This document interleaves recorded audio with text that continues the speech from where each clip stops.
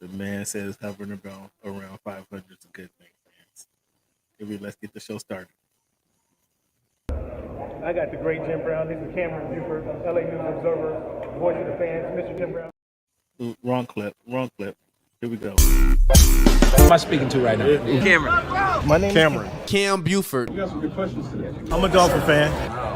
There's always room for improvement. This is a big year for Tua to prove that he's a franchise quarterback. I'm more a fan of boxing. Boxing is my main sport. I'm not worried about him right now. I'm worried about Crawford. I'm trying to get that fight made. As a competitor, how much does that competitive spirit get in there and say, I want to fight this guy. I want to get some of this guy. Of course, I want to fight all the guys. Of course that. But at the same time, like I keep telling you, it's a business. Once you finish them off, do you feel you get the credit and the respect you deserve there? It really don't matter. I'm just on a mission to become the best, welterweight in the division. After I get him, I want to fight the next best guy, the next best guy, the next best guy. Then once I clear the division, I'm going to move up. Think about it like this. The promoter pays the fighter. The fighter pays the manager. Okay. So the manager works for the fighter, and the fighter works for the promoter. Okay. If you can see, you can believe. So you are lifting weights currently?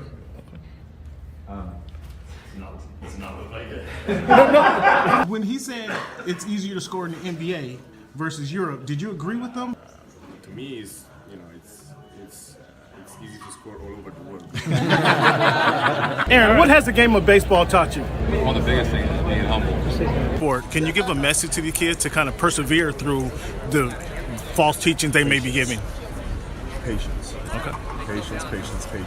As the show voice of the fan, Oh my goodness! continues to I'm in evolve. tears. Come on, you were adding some spice to it. It is strictly banter back and forth between myself and Cameron Buford. I enjoy all of it. The real ones know what's going on, right? Like you said, Pacific Northwest, so I think it's a big part of my game, and every time I step on the floor, I just want to represent myself. You play this game and you don't not trying to win a championship, then why are you playing for? I'm happy for the Mariners. I'm happy for all Ken, nobody. Go watch the tape. Go watch the tape, and then you tell me if it was all about just a system. You look like a buffoon. Go do your research. Go do your study. Oh, this guy. That's what's good in sports, man. It's the big Snoop Dogg, man. That's what's good in sports. Hey, man, thanks for making our voice your choice. You know how we do. Yay. Thank you guys for tuning in. Voice of the Fans podcast. Once again, this is your man Cam. Got my man Cleveland up in the Northwest. How you doing up there, Chief? Doing all right, Cam. Hanging in. You hanging in there? I mean, my guy Aaron had an appearance at T-Mobile Park. I don't know if you caught what went down. I mean, what he hit 6 home runs over the weekend and robbed a couple home runs. My guy Aaron is on a pace right now. He's on a pace. I try to be happy for the Mariners, He but certainly man, is show doing me some things that allow you to exasperate the situation. But 2 home runs, fantastic. Robbed one. He only hit 2? He only hit 2. That's all he did. It was only 2 home runs you're giving him credit for. See, you don't even want to give the man credit. Fans, this is week 243 of this iteration of the Voice of the Fans podcast. Got my man Cleveland up in the Northwest. Thank you guys for tuning in wherever you are, however you're watching the show, however you're listening to the show. We appreciate you spending time. Go ahead, hit the subscribe button, hit the like button. That won't cost you a thing. And share the podcast. Hit that share button. Share it with one of your friends. Share it with your cousin, your girlfriend, your boyfriend. Let them know about the show. We appreciate that. Once again, it is May 23, 2023, Cleveland. Excuse me, it's May 30th. Yeah. That was last week. May 30th, 2023. The weeks keep on going, fans. You got to keep up. Week 243 of this Voice of the Fans podcast. Each and every week we play a numbers game. With it being May 30th, 2003, Cleveland, when you think of the number 30, who were that number the best or who come to your mind first? You know who comes to mind first, Cam? Is because you just keep, cramming Terrell Davis down my throat. So he comes because of my first, who wore it the best, Steph Curry, best point guard to ever play basketball. The best point guard to ever play basketball? Yeah. Wow, what a leap. What a leap. Is this a revelation you came up with last night? No, not last night. It was over the course of this season, though. The best point guard. We're gonna have to break that one down on another day. We got a lot of NBA to talk about. I'm gonna side note that one, put it on the Ernie Johnson. What does he use? The sticky note, and we're gonna have to come back to that one. Sure. Best point guard to ever play the game. Come on now. But Steph Curry is number 30 the first come to mind. Cleveland, with it being week 243, when you think of the number 43, who wore that number the best, or who come to your mind first? Who comes to mind first is a running back for the Seattle Seahawks named Randall Morris. I just ran into him a few days ago over at the landing, and we chopped it up for a minute. Who wore it the best? I'm gonna say Dennis Eckersley. The Eckersley over Troy Polamalu. Yeah, over Troy Eckersley. You like to talk about underperforming teams, and we're gonna get to one later in the show. But did those A's underperform? Absolutely, 177%. Only got one. Should have got at least three, in my opinion. So then, how can Eckersley be the guy who wore the best over a guy like Jack Sikma, local favorite, the first guy? Well, I believe he has the most. If not the Saves. most saves, I believe he was the first. He had the most saves when he retired, probably. Yeah, there you go. But Jack Sikma, the advent of the stretch five. I mean, that was great. That was nobody was turning around and hitting jumpers from the low post like Jack did it. That was very innovative, and they certainly all use his blueprint with regards to stretching out at 6'10", for sure. Jack Sikma was sick, for real. Cleveland, I'm gonna let you choose, man. We got 100 days to the NFL. To the NFL season starts. Well, there'll be no question what we lead off with. But the NBA season has been hot. The NBA playoffs have been hot. Now it's decided who we're gonna have in the NBA finals. So you want to start with NFL talk, or you want to go to NBA talk? What do you want to do first? Oh, NBA talk first, for sure. Oh, well, let's jump right on it then. But we have to go back to. We're going to talk about the finals. We're going to talk about both teams in the finals.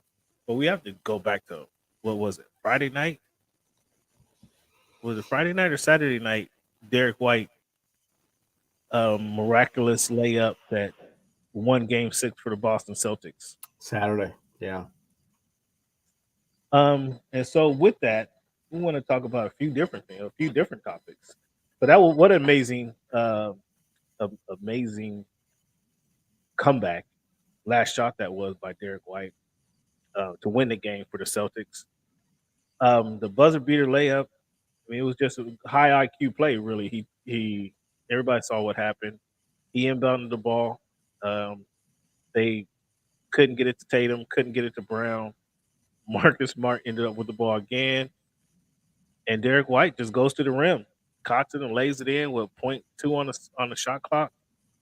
Or 0.2 on a game clock. Actually, it was a amazing buzzer beater that allowed them to get to game 7, which we'll talk about here in a moment. But I want to ask you, just when you think about that shot that he made, where does White's putback rank among the most memorable buzzer beaters in NBA playoff history? I'm gonna name a few. I'm going to say maybe 10 or 11. 10 or 11, wow.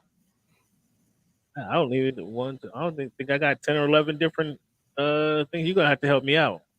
Because we got Havlicek steals the ball way back when Bill Russell, his final season as a player coach, I believe. Bird steals the ball against the Pistons. The Pistons had him beat. And then Isaiah inexplicably throws a lazy pass to Dumars, I think it was. And it was Lambeer, and Lambeer has since taken credit for backing up and not coming to the ball. Yeah. Well, I mean, he's just looking out for his boy in that situation. That was a bad pass. Bird steals the ball. Rex Chapman, Phoenix Suns, beats the Seattle Supersonics. I think that was 93 93, 94.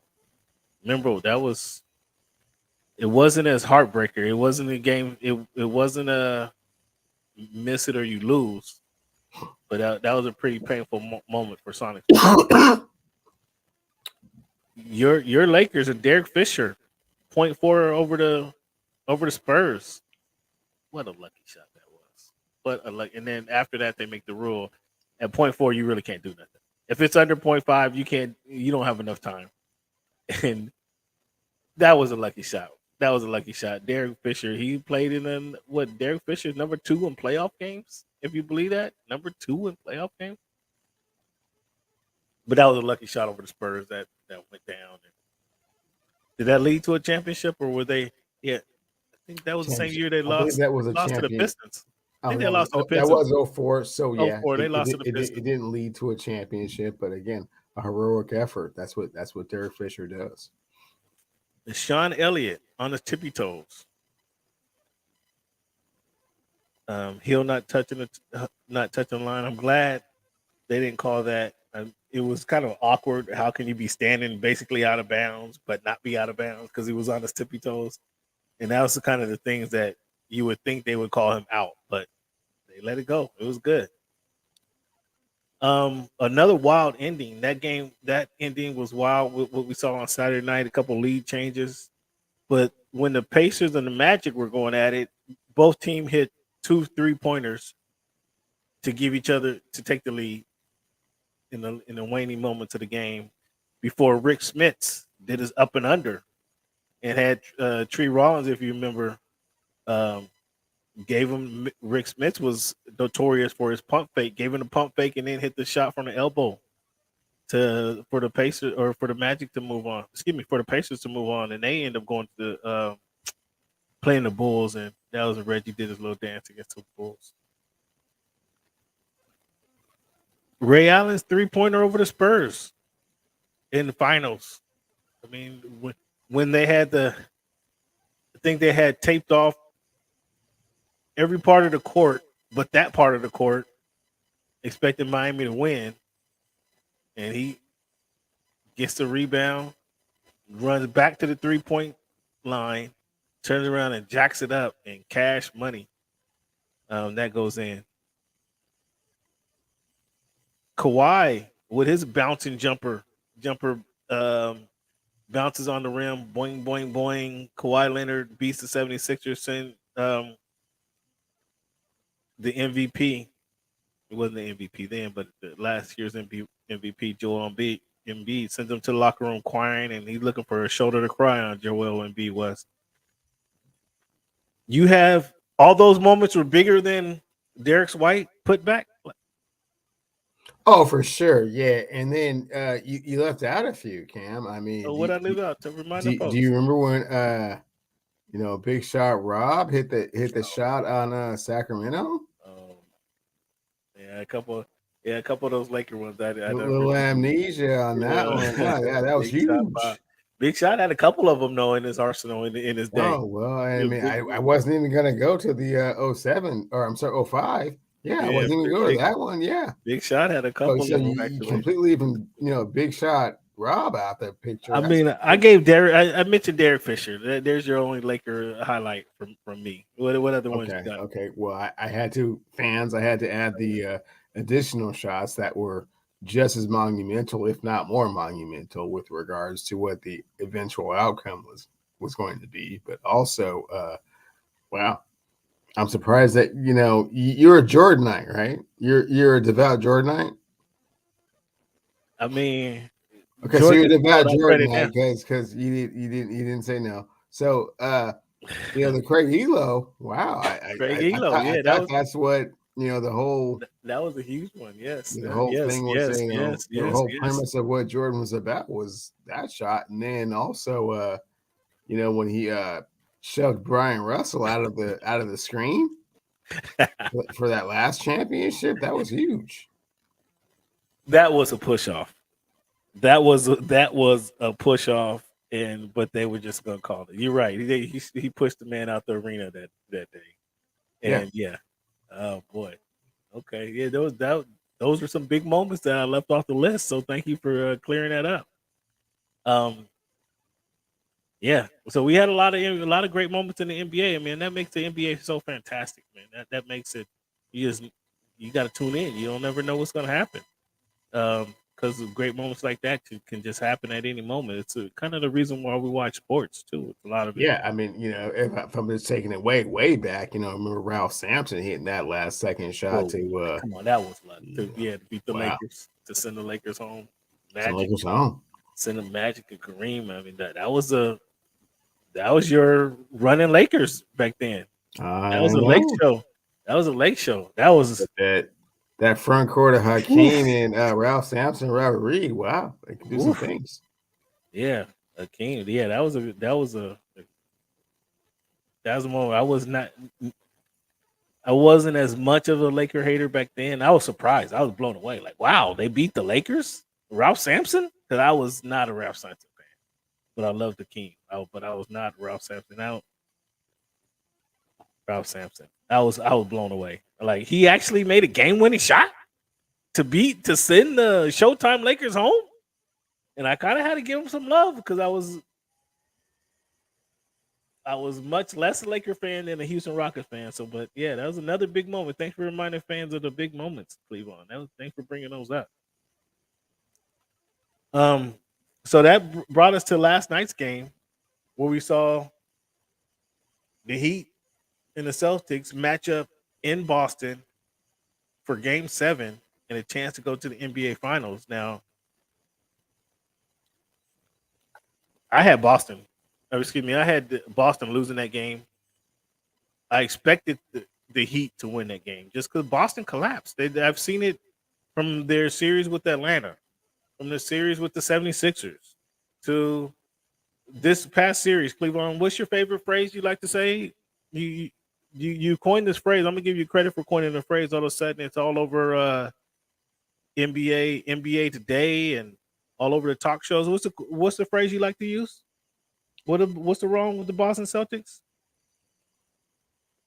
Oh, please enlighten me. What is the phrase that you're referring to? They like to play with their food. Oh yeah, for sure. And then so much so that they get down 0-3 and they get down such a hole that they're 117 feet from oxygen, and they finally get to 116 feet. And what happens? They slip on the last step and fall back down in the hole too far to get enough oxygen to survive. And how did that happen, Cam? Jason Tatum twisting his ankle on the first play of the game. I was going to get there. We're going to talk about that. But them guys, they have proven to me. And again, I was fortunate enough to go to the Hawks game, and I asked them, dog, how do you prevent what happened last summer from happening again this summer? How do you prevent that?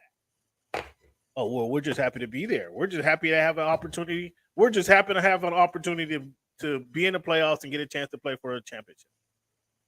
That wasn't you talk about some of my questions you don't like. That was one response that was alarming, if I may say so myself. And yes, they had an opportunity. They go to Miami, they let Miami beat them twice at home, game 1 and 2 in the series. They go to Miami and get absolutely mopped up. If that game 3 is when the coach benched the starters to start the fourth quarter. Granted, they were down by 25, I think it was. But I personally, if I was the head coach, you guys are wearing this. I'm not putting the rookies on the court, the guys who don't get no time to run up and down the court. Sure, they need to exercise and they need some publicity. But you guys got us down by 30. You guys have to wear this. You're not coming to sit down next to me. Show me you guys got some heart. Show me you guys got you got a reason to play. Show me you got a reason to start next game.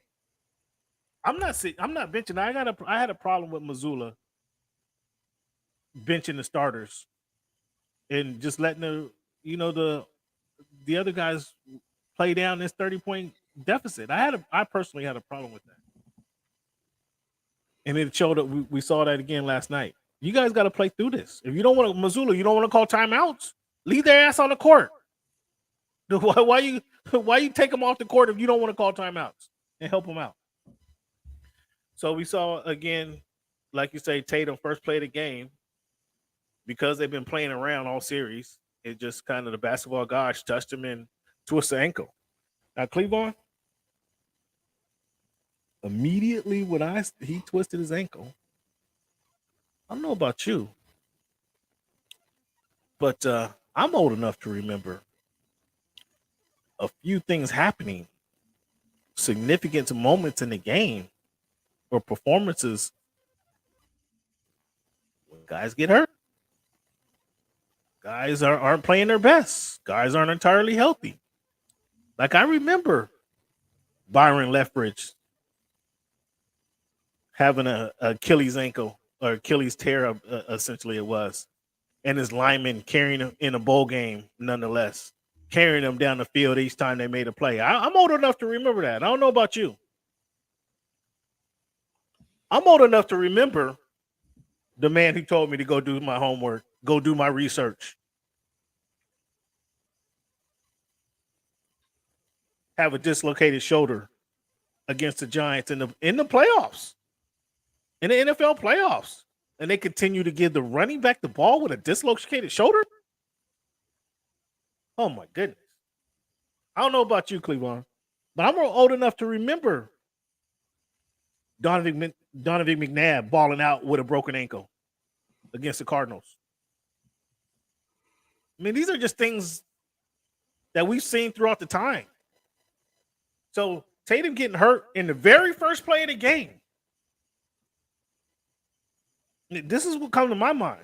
Okay, Tatum. Game 7, a chance to go to the NBA Finals. You're back-to-back finals. Let's see what you got. I remember Jordan having a flu game. Some people just say it was a hangover game in the playoffs. I remember that. I mean, if you want to talk about, we can go to a different sport. We can talk about gymnastics. Carrie Strug running down the court with a broken ankle and having to do a jump, flip, tumble, and come down and land on her feet. She has a broken ankle, but she needs to land on her feet to win this gold medal. I remember that. So I'm not letting you guys ought to know the theme by now. I'm not letting Jason Tatum off the hook. We're not going to talk about Kirk Gibson and his home run that he hit in the World Series, and he could barely walk. I'm not going to really mention that. I mean, was it not too long ago? Everybody's boy Tiger Woods playing the U.S. Open on a broken leg. I'm not sure how broke that leg was, but that was a myth, right? What about Jack Youngblood? Go down in the annals. I'm old enough to remember that. And I contend it was, I believe Kurt Schilling had blood on it, or he had ketchup on the sock. I mean, why is your foot bleeding? Where's the blood coming from? You didn't have surgery. There wasn't no cut. Where's the blood coming from? But those are just a few moments, Cleveland, that just kind of ring in my memory of players playing through pain. I didn't even mention Isaiah going off for 33 in a half? 29 in the third quarter. I didn't even mention that. On a guys,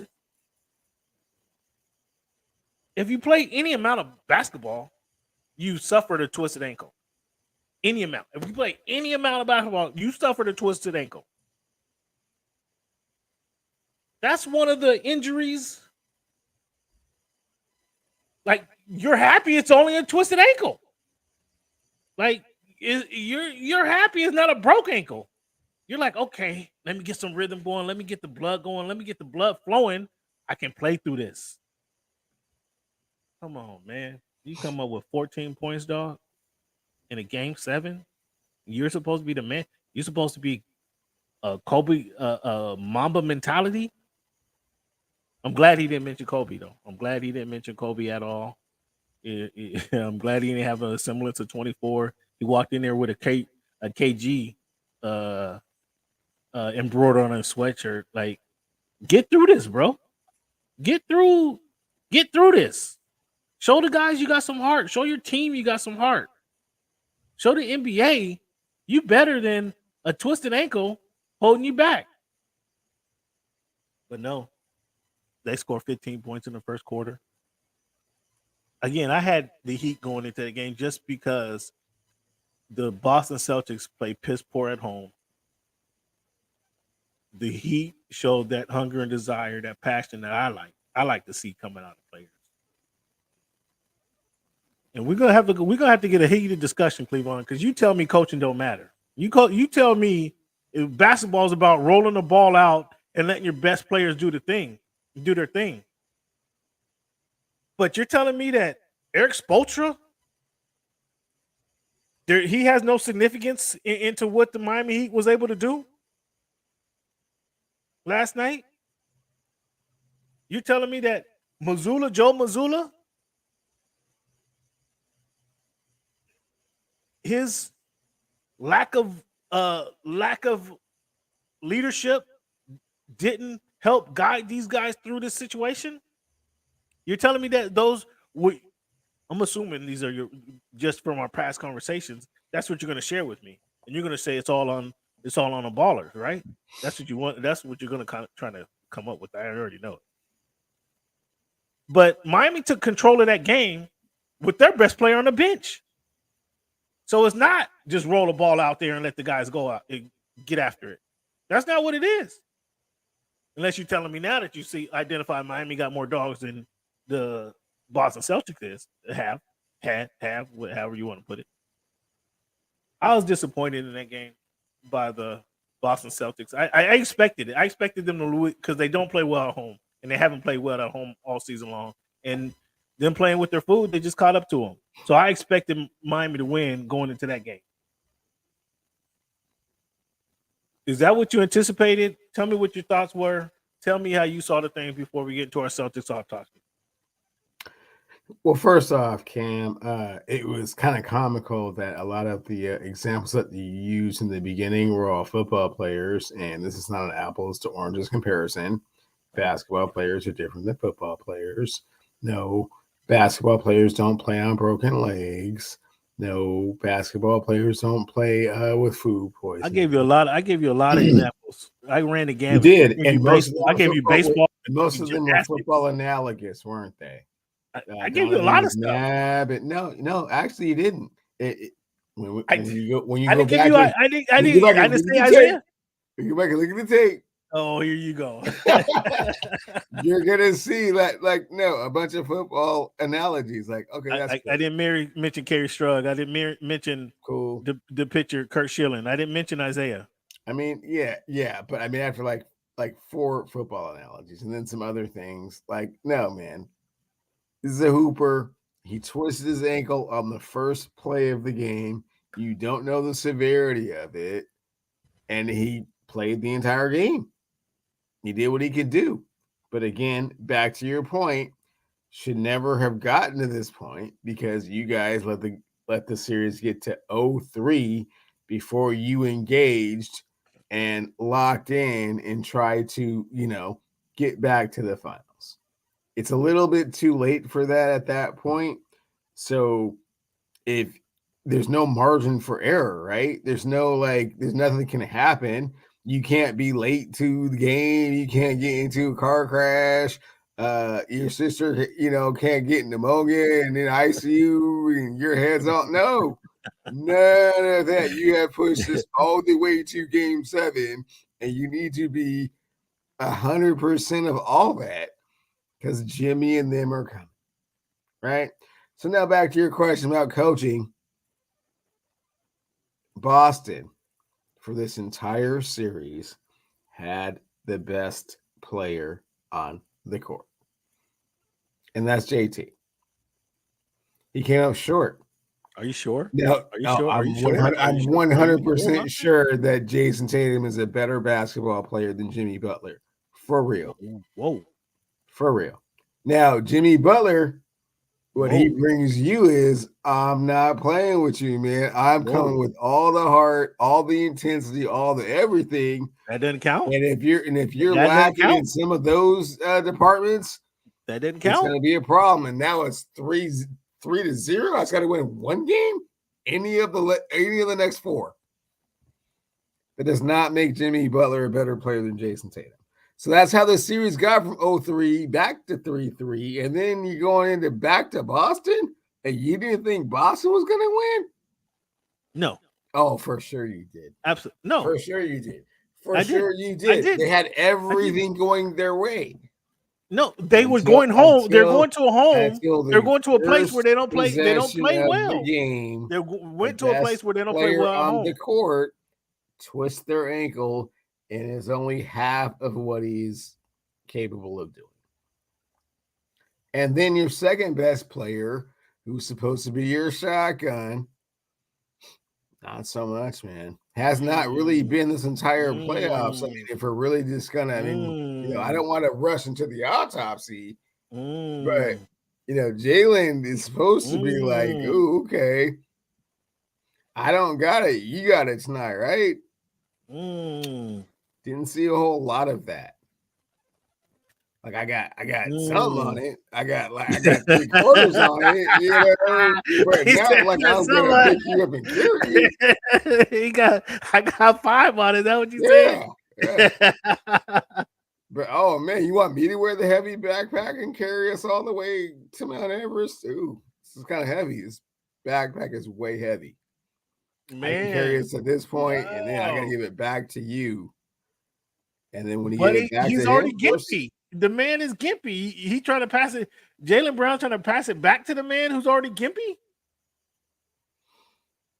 Is that what you saying? He's like, yo, this is too much. I'm saying that no, I didn't say it. I didn't say in that context. So listen carefully.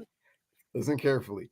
What I said is that he saw that the man that's supposed to be carrying them is now trying to pass the bag to him. But he's only going to carry you like this far, and then it's too heavy for me. I got to pass it back to you, my dude. Now, if we can't get there, we can't get there. I mean, we shouldn't have let it get to game 7. That don't sound like a max man to me. That don't sound like a max man to me in the description you just gave. Woo! That don't sound, and I think that's where the autopsy starts. Did we just learn something about Jaylen Brown? And we've learned that there's been 3 different coaches with basically the same nucleus of Jaylen Brown and Jason Tatum, and none of them have been able to get them to the finals. No, they got to the finals last year. I'm sorry. None of them have been able to get them to a championship. Eastern Conference Finals 5 times. 4 to 6. 4 to 6. I thought it was 5. I think it was 4 out of 6 times. They went with we'll go with 4 or 6. 1 NBA Finals. Okay. But Brad Stevens couldn't do it. Udoka couldn't do it. Udoka got him to the finals. And so to your point, not over the top, right? So okay. But so your question, new coach couldn't do it either. New coach couldn't do it either. Udoka didn't want to get into the finals. So what's the missing piece? I got you here. I got you here. I got you right here. I got you right here. Going into the season, you expected the Celtics to fall off, to collapse. I did. To be in the bottom of the Eastern Conference. Not fall off, collapse, but not get to where they were. I'm not sure you had them in the playoffs. We'd have to go back and check out the tape. I'm not sure you had them in the playoffs because they lost their leader. They lost the coach, who, when you tell me coaches don't matter, you tell me they lost their coach, and they're all discombobulated how the season started. They lose their coach 2 days before the media day. All of a sudden, the timing was kind of crazy, right? Right. I'm not disagreeing with you, but here's my point. Here's my point. Where you like to say you just roll the ball out and let the players in the NBA, it's a players' league, let them go do their thing. Clearly, they need something. else other than the players just rolling the ball out. This depends on who the players are, Cam. Oh, come on now. And at what stage in their development they are, man. Oh my goodness! Here we changing the subject over, fans. See, I got him locked in the corner right now, and now you tried to box me in the corner with a different argument. to try to make it seem like coaching really, really matters. Nah, dude, those guys didn't come to play. They did not come to play, man. They expected to be better than them every game. And where I agree with you. You just told me though, you told me months ago that you're expecting them to collapse because of the way things happened, because they lost their leader. They didn't have anybody leading them, and the players, you couldn't count on the players to get them there. Okay. So that's why you're expecting them to collapse. That's why you're expecting them to collapse. Am I wrong? Fans. Oh goodness gracious! Here we go. Go ahead. If I may dance around the topic. Dance around the. May I retort? Okay, here's what I'm saying. Here's what I'm saying. I thought that they would collapse because it was so early into the season, and the pivot to whatever direction that they were going in was not going to be as strong and solid as Udoka. Okay. I didn't think that they had. So the coaching. I didn't think they had the intestinal fortitude. I didn't think they had the intestinal fortitude to overcome that. To be like, if they was in their second or third time like doing this, like, oh, okay. Well, now you're doing the Troy Aikman on Barry Switzer, like, yeah, I don't really need you to like, you can just take the headset off, man. I'm running the show here. No. Okay. Right. And you seen how long that lasted. You seen that lasted. They went to the Super Bowl and won the Super Bowl. Right. So one season after going to the NFC Championship and going down 20-0, it's like, oh yeah. We don't really need you, right? Because the players will ultimately decide. The players did not ultimately decide. That was a special situation there. And then in addition, Cowboy situation. No one is really talking about Marcus Smart, man. What do you mean nobody talking about what? What about Marcus Smart? Talk about it. So the media, real quick, gets too many shots, dude. He gets too many shots. As the one theory goes in basketball, you're open for a reason. So they have to leave somebody open, and if you're open, you got to take that shot. You got to take the shot. No, you got to take open shots. No, see, that's the peer pressure of the new NBA. Have you ever noticed, like, Cam, for real, like they'll swing the ball and swing the ball and swing the ball, and somebody will be wide open. Swing, yeah, and they'll take the shot. But you got to take that open shot. Cleveland. If you don't take that open shot, that's oftentimes the best shot the offense is going to get. If they don't take the open shot, the player, when they swing, and that player has a wide open shot, he swing, and then it's Marcus Smart taking the shot. Listen, that's why they let you swing. Listen to me. Sometimes they're baiting you into that, like, oh yeah, we'll leave that to go. Yes. Oftentimes the defense wants you to take that open shot. That's why you have to take it. If you don't take the shot, the defense will bait you into that dude taking the open.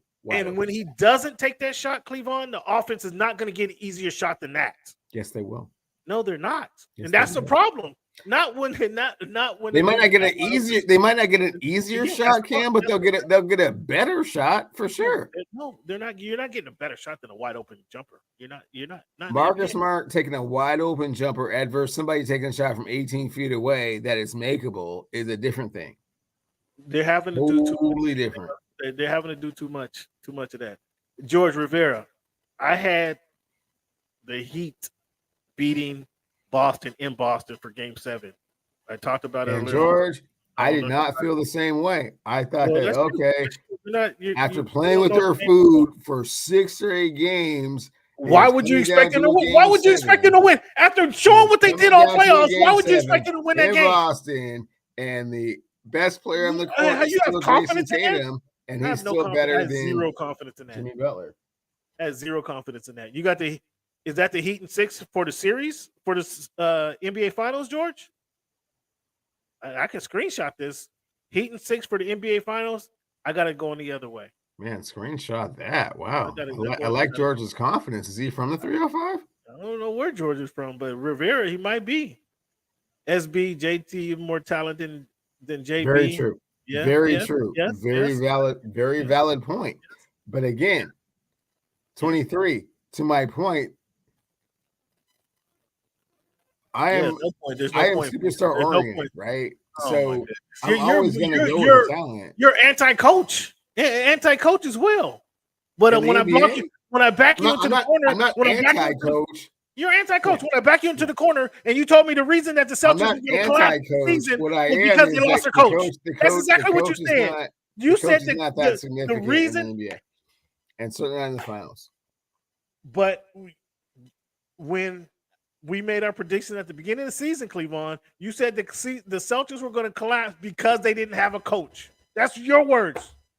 But you're that was in September of 2022. Oh, okay, they got past that a long time ago. Why are you still bringing that up? Those are your words. It's completely. That's what you told me. That's what you told the fans. I'm just reminding the fans of the words that you used when you. I did. When Udoka got pulled from underneath him, and then guess what? So again, they got all the way to the Eastern Conference Finals without him. So again, within one game of the finals, which is exactly where he took them last year. So Eric Spoelstra and a sprained ankle. So Eric Spoelstra has no significance in the Miami Heat. Is that what you're telling me? Eric Spoelstra has no significance with the Miami Heat. That's what I'm hearing. Your guy wanted to get fired. Your guy tried to bump and push off the court when he's walking to the sidelines when they're 8-9. When LeBron and try to go team up with their Wayne Wade, and he's like, "Yo, Pat, we need somebody. Try to give him the forearm shivery. We need somebody else." And Pat Riley's like, "Dude, go play basketball. We're not worried about what you think. Go play basketball." And Spoelstra ended up leading them. You don't actually remember how that went, huh? That's exactly how it went. No, that's not how it went. That's not how it went. Pat didn't ignore. Shall I refresh your memory how that went? Please do, Cleveland. Okay, fans, I'm gonna take you all the way back to 06. Remember the 06. 06. This was 2010. I know, and I'm gonna take you all the way back to 06. Okay, here you go. In 05. Now you're going even further back. Now you're going back to 05. Yeah. Okay. Yeah. 06 and 05. You hear this? Because you try to stick that Spoelstra and Riley thing on me. Okay. I mean, what? In 05, the Heat got to the Eastern Conference Finals, and the commentator for TNT, Jeff Van Gundy's brother, Stan Van Gundy, was the coach. Okay. The second best player on that team and one of the top 50 greatest players in the history of basketball coined him the master of panic. They did not get to the NBA Finals in 05. Shaq called to Mount Olympus and said, "Hey, Mr. Riley, it's time to come down and do this one last time." Pat said, "You sure?" He said, "Yeah." No more Van Gundy. Stan Van Gundy, so thankful for all your contributions and where you got us to. Even Shaq believes I'm not done here. I'm not done here. Why are you jumping in the middle of my speech? Why are you jumping in the middle of my speech? Even Shaq understands coaching have an impact. No. I'm in the middle of a speech. Go ahead. There was a reason Shaq called down to Mount Olympus for Pat to come down and do this one last time. And he did. Sound like Shaq knows the got them to a championship, right? So now we fast forward to the whistles back. But he also did this with D Wade on his team. Fast forward to 2010. And the reps in his pocket. Yeah, go ahead. 2010. LeBron makes the call up to Mount Olympus. Pat's already on his way down. And D Wade says, nah, man, I'm not going through that again. We will work this out with this guy. Dwayne Wade called it off. That's what you're telling us. That's what you're telling us now. I went through hell. I went to Hades that one time. Not doing it again. We'll work this out. And guess what? They went to 4 straight finals. So I don't know to understand the moral of the story. Is it coaches The moral of the story is that coaching is important to a point. It's always going to be the talent that prevails, and when it doesn't, it's not the coach's fault. Unless the coach can't reach the players. But So if you're- you have 3 so you're different okay- coaches that can't reach the players, is that coaching or the players? That's an interesting point right there. That's an interesting. You have 3 different coaches who can, and I wouldn't say Udoka got them to the finals. Udoka, I mean, that was a weird scenario. And That was a weird and quite possibly could have got them back to the okay. So That was a weird on scenario this your season. coaching pedestal, answer me this question: if Udoka is still the coach, are they in the finals? Probably so. They play more defense and they don't play with their food as much. Udoka wasn't having that. Udoka was Okay. Udoka's like, you got 15 minutes to eat your dinner. On the side that coaching is way more important, Udoka's the reason they didn't get to the finals. And on my side, it's because they weren't taking it seriously enough, and there's something missing, but we can't figure out what it is. No, I can figure out what it is. What is it? It is that blood, the blood pumping through their veins, that intestinal fortitude, that mental toughness. So they're soft. So I'm gonna tell you, here's what They're soft. I texted this to myself last night after the game. Just some thoughts I was having to myself. Let me pull this up. Yvonne, let me pull this up. The Celtics are inconsistent. They're not mentally coaching it, or they're not mentally tough, and they weren't well coached. That was a problem. On the flip side, the Heat plays consistent basketball, mentally tough, and better coach. That was a difference in that series right there. I ended up texting it to myself. That was a difference. So that will get you a lot of moral victories, but no championships. Is that what? Did you write that down? what did I write? What? No, there's no moral victories. You're in the Eastern Conference. Read your thing again. They were not mentally tough enough. The Celtics, inconsistent, and they weren't coached well. Okay, and then the other thing about the Heat. It was the flip. They're mentally tough. They play consistent basketball, and they're well coached. Oh, that's what got them. But they won't win a championship with that equation that you just came up with. The other team, if they just were, could apply themselves a little bit better, they would win a championship. But that second scenario, that's cool.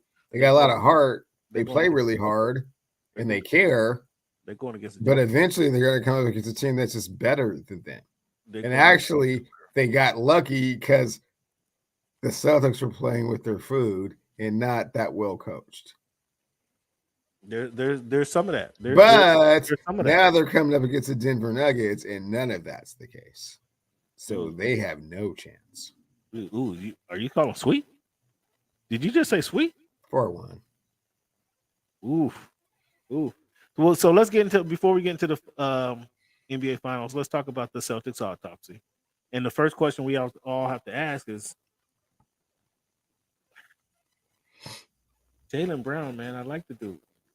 He actually gave me like 10 minutes post game, just in the hallway after they played the Hawks.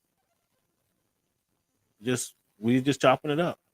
Like, I first wanted to know why the hell you leave Atlanta to go to Cal Berkeley. And the answer he gave me, I really appreciate the answer. I respected the answer a lot. He's like, I'm an activist. I need to go where there's activism happening. I need to go see what's going on. Like, okay, so it was beyond basketball. I wanted to get an education. I wanted to go see what life was about. I can dig it. Okay, I can dig it. I asked him everything, but are you re-signing with the Celtics? That's the question I didn't ask. Cool dude. I don't know if he's getting 5-year $295. I don't know if I could do that. 5-year $295, and you can't get my team in one game. You can't win one game. Understanding that the best guy goes down and the ball's on the weight's on your shoulders, you can't get one game.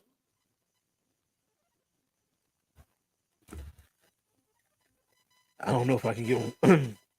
And so if they pay him the 5 years $290, they can't trade him for a year. So that's essentially running it back with, and then Tatum's going to be on the hook for that next year. Similar deal.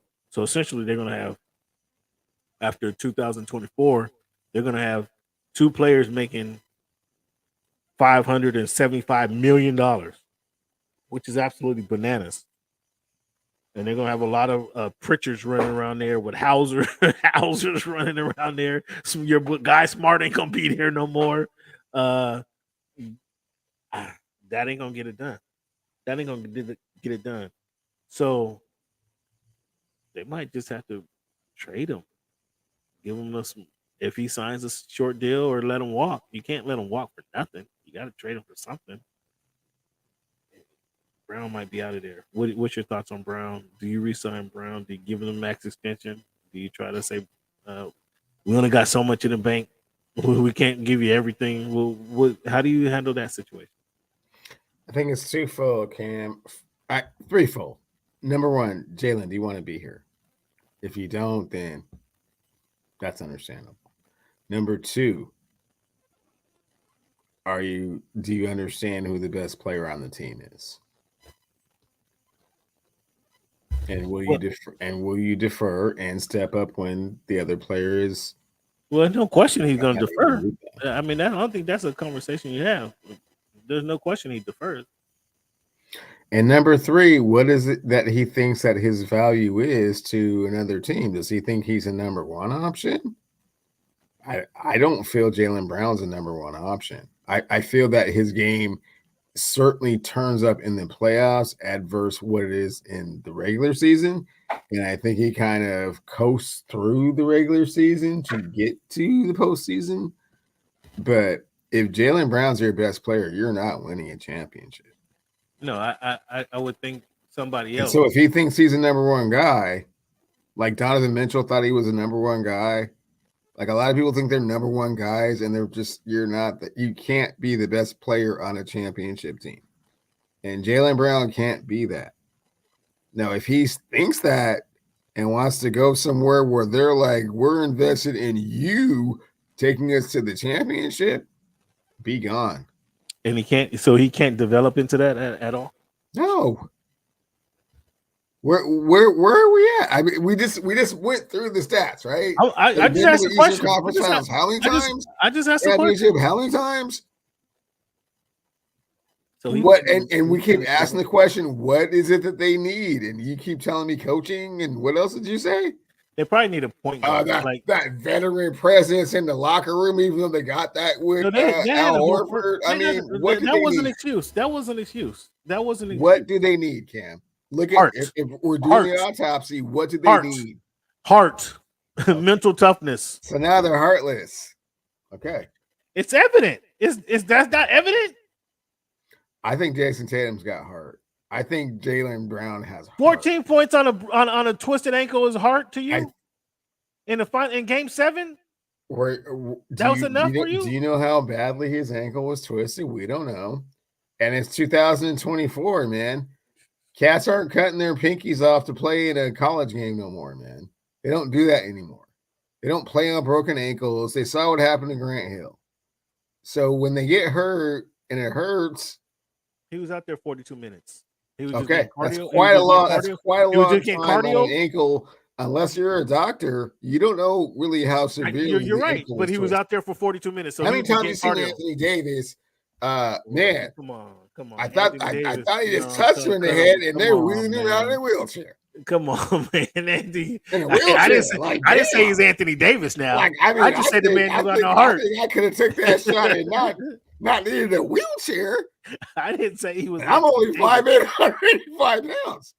Come on, man. That's the problem I see. We're talking about the. I don't think it's all about heart. I think it is about heart. It's about step. You got to step up in that time, man. Well, you got to step up in that moment where you have, as you mentioned, pushed it to the brink. I feel where you need 100%. They have the same problem that Philadelphia has, and not to make a football analogy, but because my football didn't work earlier. They have number twos that think they're number ones, and they're not. So Jason Tatum's a number 2 now. Was that what you put? Jason Tatum's legit number 1, and Embiid's a legit number 1, but your number 2, when they need to substitute in as a number 1 and it gets late into the playoffs, they're not very good at that.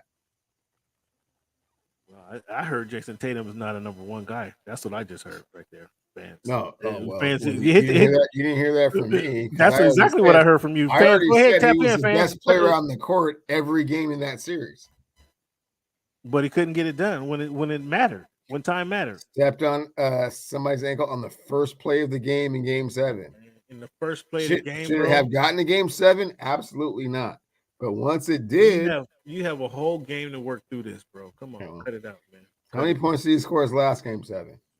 I think I saw 51. Yeah, hey, elimination game. I tweeted it out. Elimination game was against the NBA MVP, and this team did not have any first team or. Did you see anything? Did you see anything that resembled that Game 7 against Philadelphia? Because he hurt his all series long. No, did you see anything all series long? All series. Did you see anything that resembled that? All series. Yeah. Game 5, he was turning it on. What, he had 24 points? You have the stats in front of you. I thought it was more like 38, but check it out. Come on, when it counted, he had scored 14 points. Make no mistake about this. I'm not defending these guys. Make no mistake about this. That's what it sounds like. You sound like you're really defending Jason Tatum right now because you want to hold on to that talent. You want to hold on to that talent. Vested interest overall. In whether the Celtics win a championship or not. Okay. So, are you ready to break up the Tatum Brown duo, the combination? Are you ready to break this up? I'm ready to break it up. So, what would you suggest they need? Do you bring in a point guard? Do you bring in a big man? What do you suggest that Tatum needs alongside him for him to step up and play in big moments? What do you think that's gonna take? Oh man, I don't necessarily think a point guard per se. I think a really dominant 2 guard that can stretch the court a little bit more and hit more clutch shots. So you need somebody else to hit the clutch shots that he can't hit. That's what you No. To be able to do so when he is not doing so. And Jaylen Brown is always a much better number 2. He's not a very good number 1. Okay, so you want a 2 guard in there to take more shots off of Tatum when he can't hit the big shot in big moments. That's what you want. That's what I heard right there. If something happens and you need some backup, some insurance, I don't feel Jaylen Brown is enough of an insurance policy for what's going on. It's like trying to say Desmond Bain is a really great insurance policy if the Ja Morant playing doesn't work, and it's not. There's not enough going on there for them to overcome anything. You just compared Jaylen Brown and Desmond Bain. Yeah, Desmond. I sure did. Do you bring Mazzulla back? You got a problem with Mazzulla? Again, I had a problem in Game 3 when he benched the starters. I don't have any problems with bringing him back because what's your alternative here? Should Tatum be calling up to Brad Stevens and say, "Come on back down here"? No. Brad Stevens didn't. I mean, Brett. Are you comparing Brad Stevens to Pat Riley, who came down from Mount Olympus? you only get to Mount Olympus doing certain things that Brad Stevens under Brad Stevens never done under multiple Brad Stevens, times. Under Brad Stevens, they've been to the Eastern Conference Finals Oh, 4 or 6 really? years. Has Brad Stevens coached 10 NBA finals teams? I know. I just told Has he you coached his any accomplishments. NBA finals team? I just told you. So how can you make a comparison between 0 and 10? I'm saying what Missoula? What do you do? What do you do? Try one more time with the same team with Tatum and Brown again? Probably won't be the same team. Okay, so you're really sending Brown packing, and let's go back with Missoula. And Missoula said they don't shoot enough threes. You want to see more threes out of these guys, man. First and foremost, are they going to sign Jaylen Brown to $50 million a year? We'll see. That's first and foremost. I know that's asking a lot. So was Missoula out coached? Was he being out coached, or are you blaming the player for the collapse? What are you doing? Are you saying it was you're not blaming Tatum? You're not blaming Tatum because he had a pinky injury and he couldn't. We don't know how bad his pinky was hurt. So you're not blaming Tatum. You're saying Brown wasn't good enough for number 2. So from all the conversation we just heard over the last 20 minutes, you're saying it was the players that are blame, and specifically Jaylen Brown. Is that do I have that correct? I am blaming the players for digging themselves into such a deep hole that there was no margin for error to get out of. And once you got to game 7 and the best player on the court twisted his ankle severely on the first play of the game, then that's what you leave yourself susceptible to doing. That's what I said. I still don't know how severe it was. And those are some fresh nights. I know, because you're not a doctor, Cameron. That's why you don't know how severe it was. Yeah, but I've had a twisted ankle more than one time. Oh, word? And I know you should be able to compartmentalize. So you know different levels of severity and how many games? Actually, absolutely, I do. Played 42 minutes on it when you twisted it, right? At a high level. That tells me that he played 42 minutes. Tells me that he's able to get up and down the field, up and down the court. Okay, that tells me that he can do something. Mm-hmm.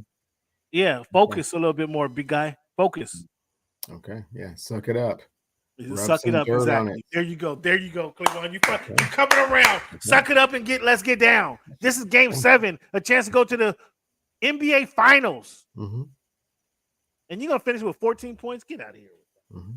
Stop it. And then your coach benches you. I had a problem with Missoula. Again, as I said, he benched him in the fourth quarter of game 3 when they were down by 20. I had a problem with him benching them last night with 5 or 6 minutes on the clock. They clearly weren't going to win. The game was essentially over. I have a problem with you benching. Yeah, that's because you don't understand millennials. So I mean, you're absolutely right. You're absolutely right. Stand up and take this beating like some men. Okay, you guys put these guys in this situation. Now take this beating. That sounds very 80s like. Yeah.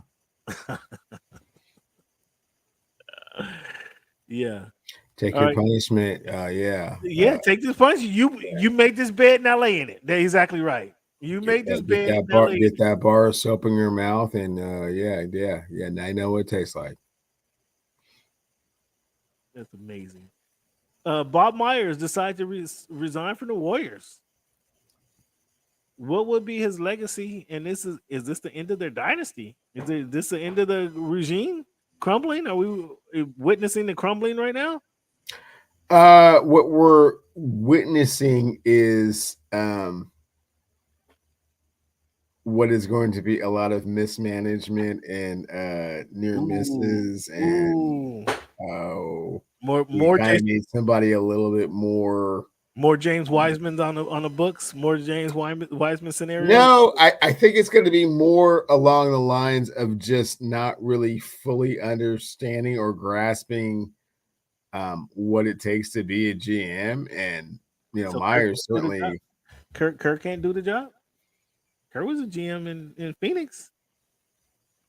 Who's that? Steve Kerr. Oh no! They've gone the other way with this. This is like the owner's son. This is like Stephen Jones taking over, and then and behind him is Mike Dunleavy Jr. So That's all what's these up. guys have experience. You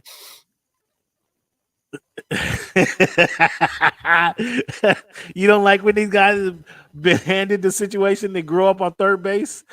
You don't like this situation? You don't think Jeannie has the same No, Jeannie's egotistic of way. fortitude Come on as now. her and Jerry? Come on, That's what I'm hearing. Jeannie's way different than Lacob's Why is son. that different? Why is that different? Why is that different? Explain to me why that's different. Because she grew up in the business and it was like 30 years before she took the reins. This is like right now. Like How many years he has? He grew up the GM son. You don't think he grew? You don't think he understood the business? They have no. He wasn't in a room where they having these conversations and signing these deals. It's not genetic. I mean, nepotism is one thing, but you don't just automatically get to have a business acumen and really understand what's going on. I mean, for certain things, yeah, you're younger and you're more, you're more with the times, and that's cool. But yeah, Jeannie did it, but it can't be done today. What Jeannie did, it can't be done today. Is that what I'm hearing? Not from someone with that little experience in what it is that they're trying to do. I mean, Jeannie didn't take over the Showtime Lakers. You know what I'm saying? Right. She took over. Okay, well, this dude is taking over. The Golden State Warriors after their fourth. I mean, but this is kind of they're on the back. Okay, so maybe he'll reinvent this with Jordan Poole and Andrew Wiggins and them and Kuminga and them. Well, you're taking it because that didn't seem to work out too well this year. They looked a little ahead of their skis from what I could see. Well, I still want to know somebody who talked about the development of the organizational development of players. How Wiseman got out there. Like I gotta get that question answered. How Wiseman got out the door and nobody seemed to be blaming the Warriors on that. I gotta get that question answered. And you don't think that's on Wiseman, huh? You think that's on they were just rushing the process, or I'm not sure what it was because they needed a big man. He's like he had needed a big man, they needed youth, and you don't think they gave him a whole bunch of opportunities to be both of those things, and he just wasn't that? They gave him a year and a half, right? A year and a half. They're saying no, we're done. Like he didn't sock Jordan Poole in the face. That wasn't him who done that. He didn't have that tape all over the media. So I'm like, what really is going on here? And so then he went to the worst team in the league, and did he get off over there with all that extra time and opportunity? I mean, that's a whole different scenario. I mean, that's a whole different scenario. In fact, if I remember him going to the Pistons, I remember he had a couple of 20-point games, but again, that's a different. He's in a whole different area. Like that's not apples to apples, so that doesn't count. But I don't know. We'll see what happens. We'll see what happens. We'll see. Bob Myers. I mean, he got millions of dollars. He knows everybody in the tech world out there in San Fran. So you know he's not going to be hurting. You know he got something. You know he got something. Yeah, I do want to know that, SB. Kind of what happened. What really is it? What really went down there? There's more to the story than Wiseman wasn't enough. There's really more to that. But yeah, Bob Myers got a lot of things he can be doing out there, and he probably don't have to be a basketball GM. In fact, I know he doesn't need the NBA. Like, would he take a different job? I don't know. But in fact, some people. You're about to find out. He'll be taking a different job, and he'll be loving it. Some people say he's heading down there to Los Angeles, Southern California. You want to tackle that market, but for him to go to Southern California, like there's people with jobs. Him and Ballmer been talking? There's men with jobs in Southern California. Like him and Ballmer been talking? Hey, I just heard there's some rumors that he might be going to Southern California. Okay, well, I mean, word on the street is what, Cam? I mean, he might be taking a trip to SoCal to see what the temperature is. But as I tell you, there are people with jobs down there. Ty Lue got a job. Lawrence Frank got a job. And I don't see Ballmer just clearing house for somebody. I don't see it, but I could be wrong. Jerry West is he's not on the payroll, but he's heavily consulted in some of the stuff that goes on.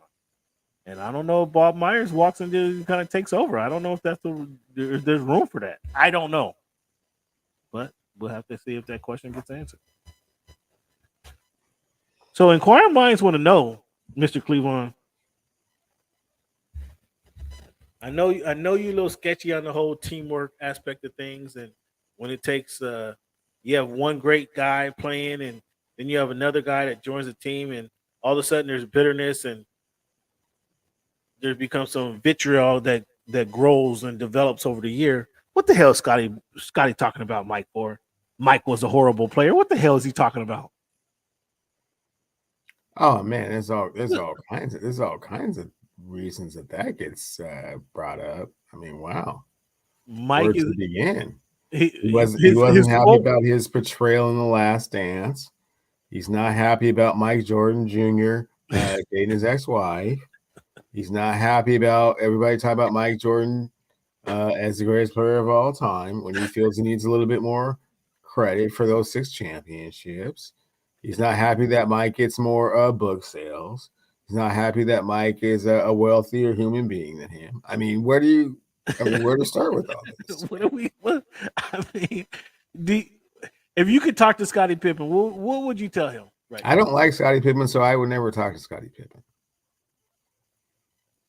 I mean, where's the I would, you know, where I would start with Scott Pippen, the 7-year, $20 million contract, man. What was your rationale with that, man? Where were you going with that?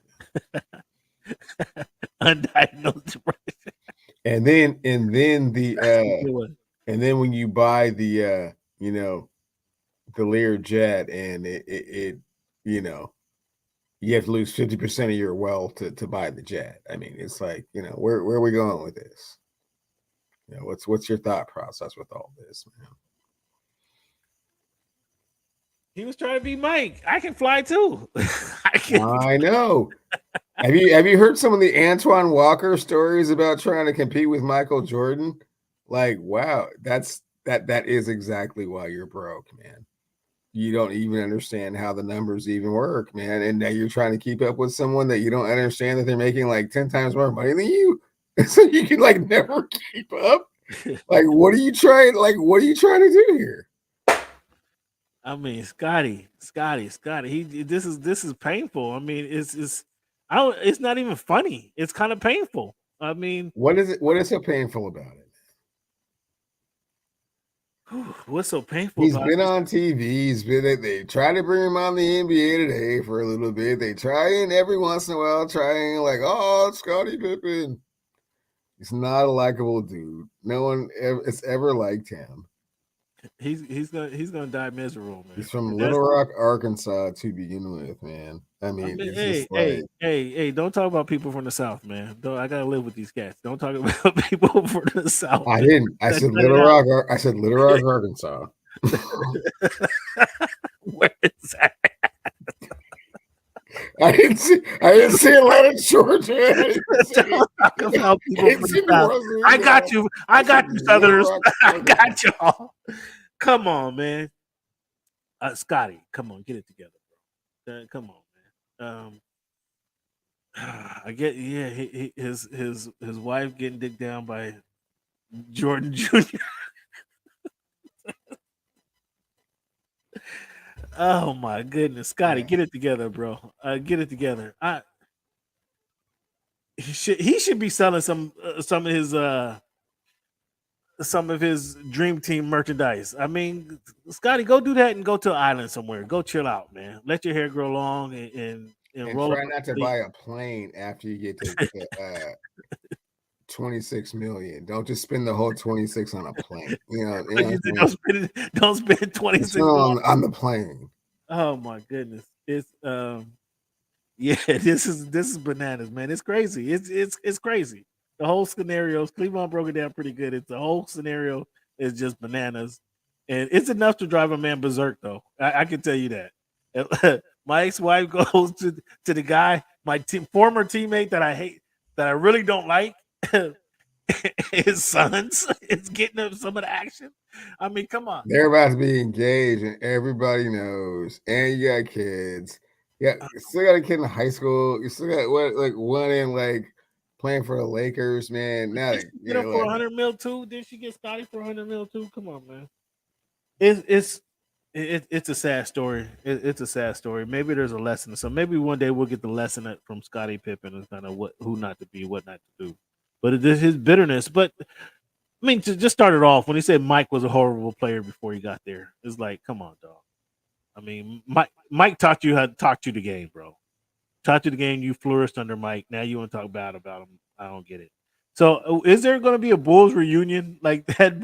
Is there going to be a Bulls championship reunion anytime soon? Because that was some years ago. They got to have one coming up. Okay, well, back to the Last Dance. Did you watch the Last Dance? All the episodes? Yeah, I watched it. Absolutely. Okay. Absolutely. Did you see when Mike Jordan Capone was swinging that bat around because B.J. Armstrong hit a game-winning shot and pointed at him? Did you see that? Yeah, I saw it. Okay. And this is the dude that brought Mike back to practice after he had nothing to do because the league was suspended. Okay. All right. So I've heard from cats in Chicago. I've heard internally from cats in the NBA that Dervin Stern called him and said, take some time off. This ain't a suspension, but we need you to back off. The gambling is not a good look for the NBA. Do you believe that, or he genuinely wanted to go play baseball, or he was, quote unquote, asked to take some time off from the NBA? I mean, either way as it goes, I mean, let's go with your scenario. He was asked to take some time off. Okay. So he decided to go play baseball. But then they went on strike and had no season. He had nothing to do, right? Because that was his alternative. Yeah, for a year, yeah. Right. And then he just, hey, why don't you come to practice with us, man? You know, really? Yeah. Come to practice. Oh, yeah. I'll say, I can send shit a little bit. You guys want me to come back? Okay, come back. Brings it back in. You know how these contract things go. BJ ends up with another team, but it's still all the same dudes he's played with for how long? Gets one win by a point, man. This dude is swinging this bat around like he stole his mom's lunch money, man. If I ever see that dude again, ooh. Right. I mean, yeah, that's a loss. That's how you're supposed to act when you lose. Yeah. Not mad at that. For real? Is that how they act, man? Nowadays when you lose the game. Yeah. Well, no, not now. Not nowadays. No, that's the reason Tatum doesn't come back from a twisted ankle. So this is the same guy swinging the bat around, but now he's got like billions of dollars. And now Scottie Pippen is like talking crazy to him. Yeah, there's no fixing this. So Nick Nurse decides I'm gonna shy away from the corny joke, but Nick Nurse decides to go to replace Doc as the 76ers head coach. Is it the right decision to take the 76ers over the Suns? No.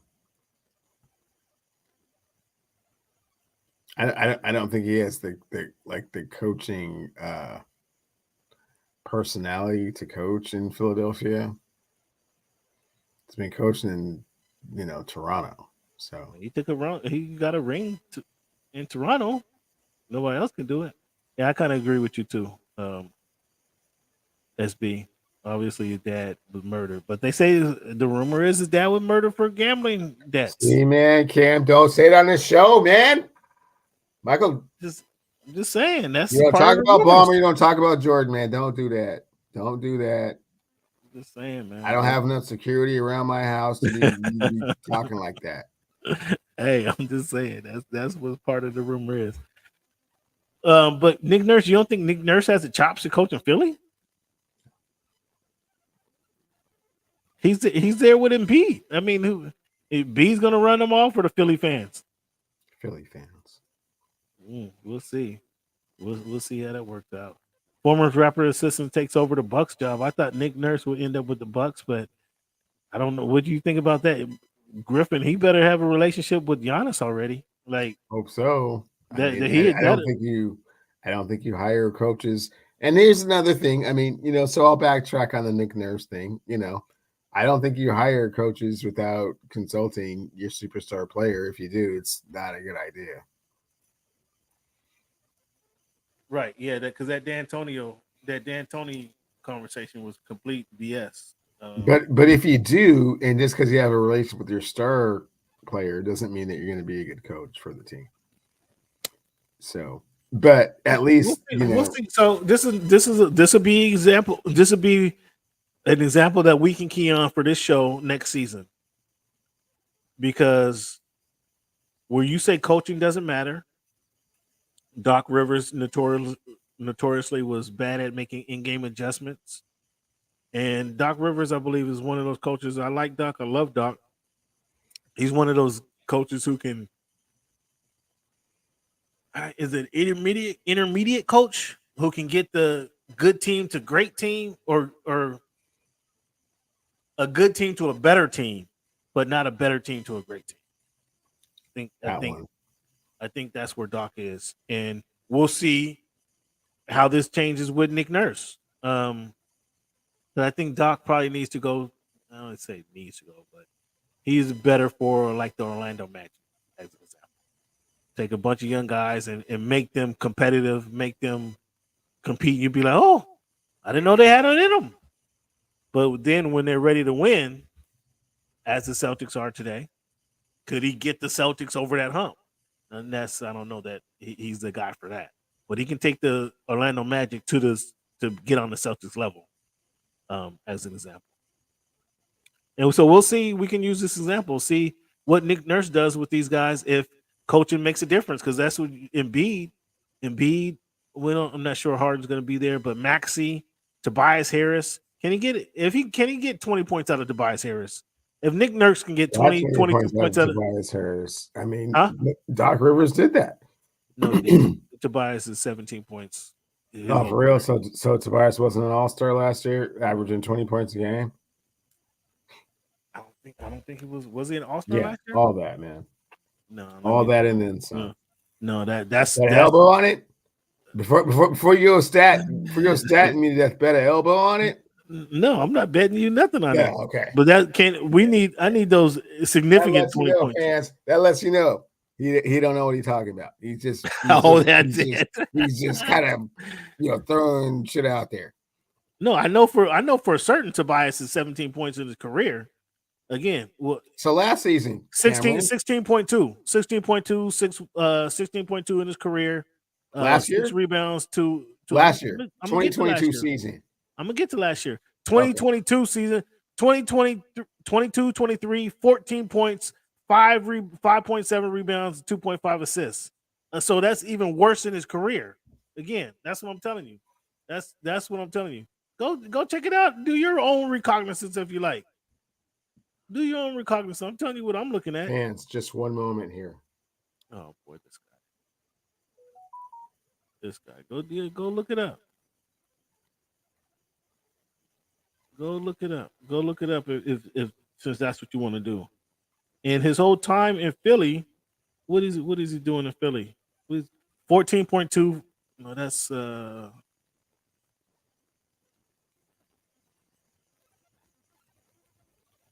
17 points in his career. He only averaged 20 points when he played for the Clippers. 17.7 last year. Boom. That's boom. Overrated depends on what you're expecting. Is he a championship coach, SB? He hasn't shown that.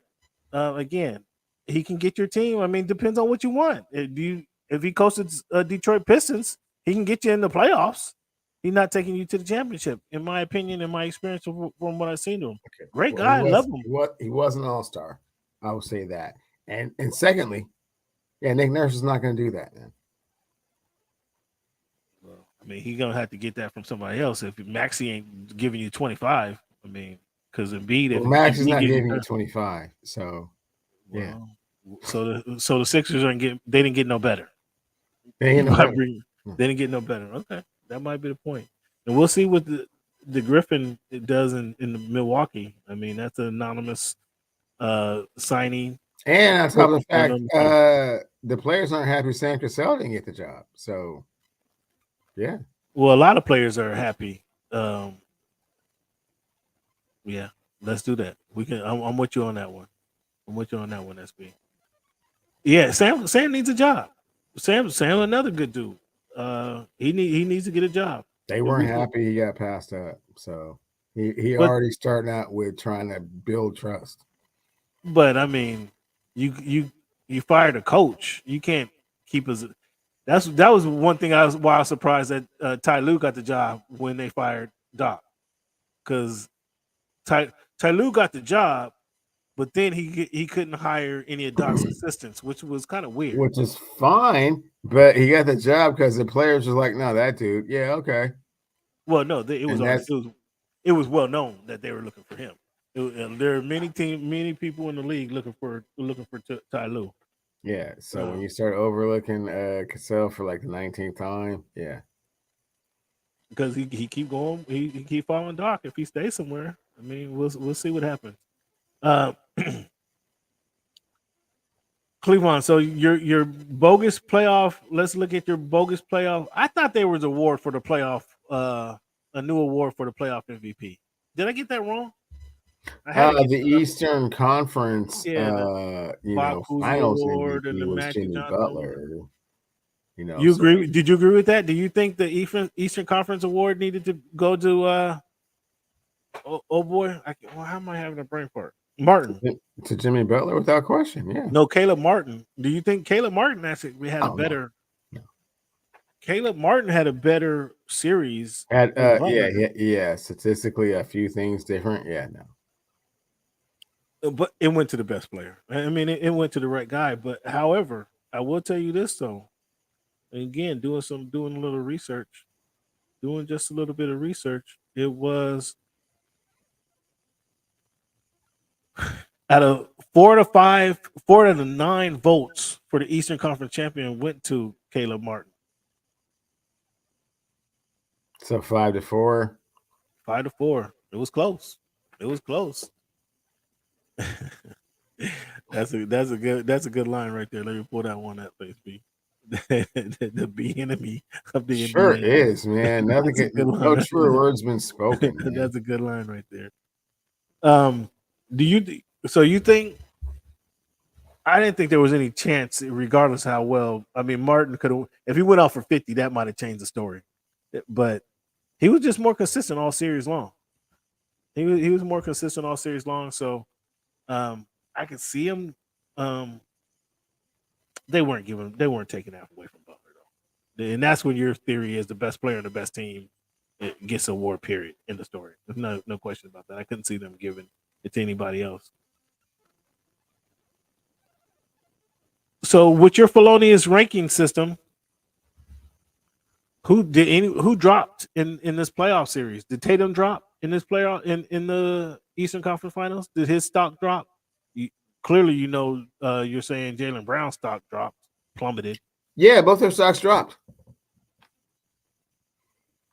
And so then whose stock rose? Did Butler, you still got him as a playoff legend? Is he 2 finals? He is a playoff legend. He is 2 finals second. He is second right there behind Reggie Miller. And maybe even with his second finals appearance, he might have even surpassed the great Reggie Miller. Reggie never made it there. No, he did make it once, but only once.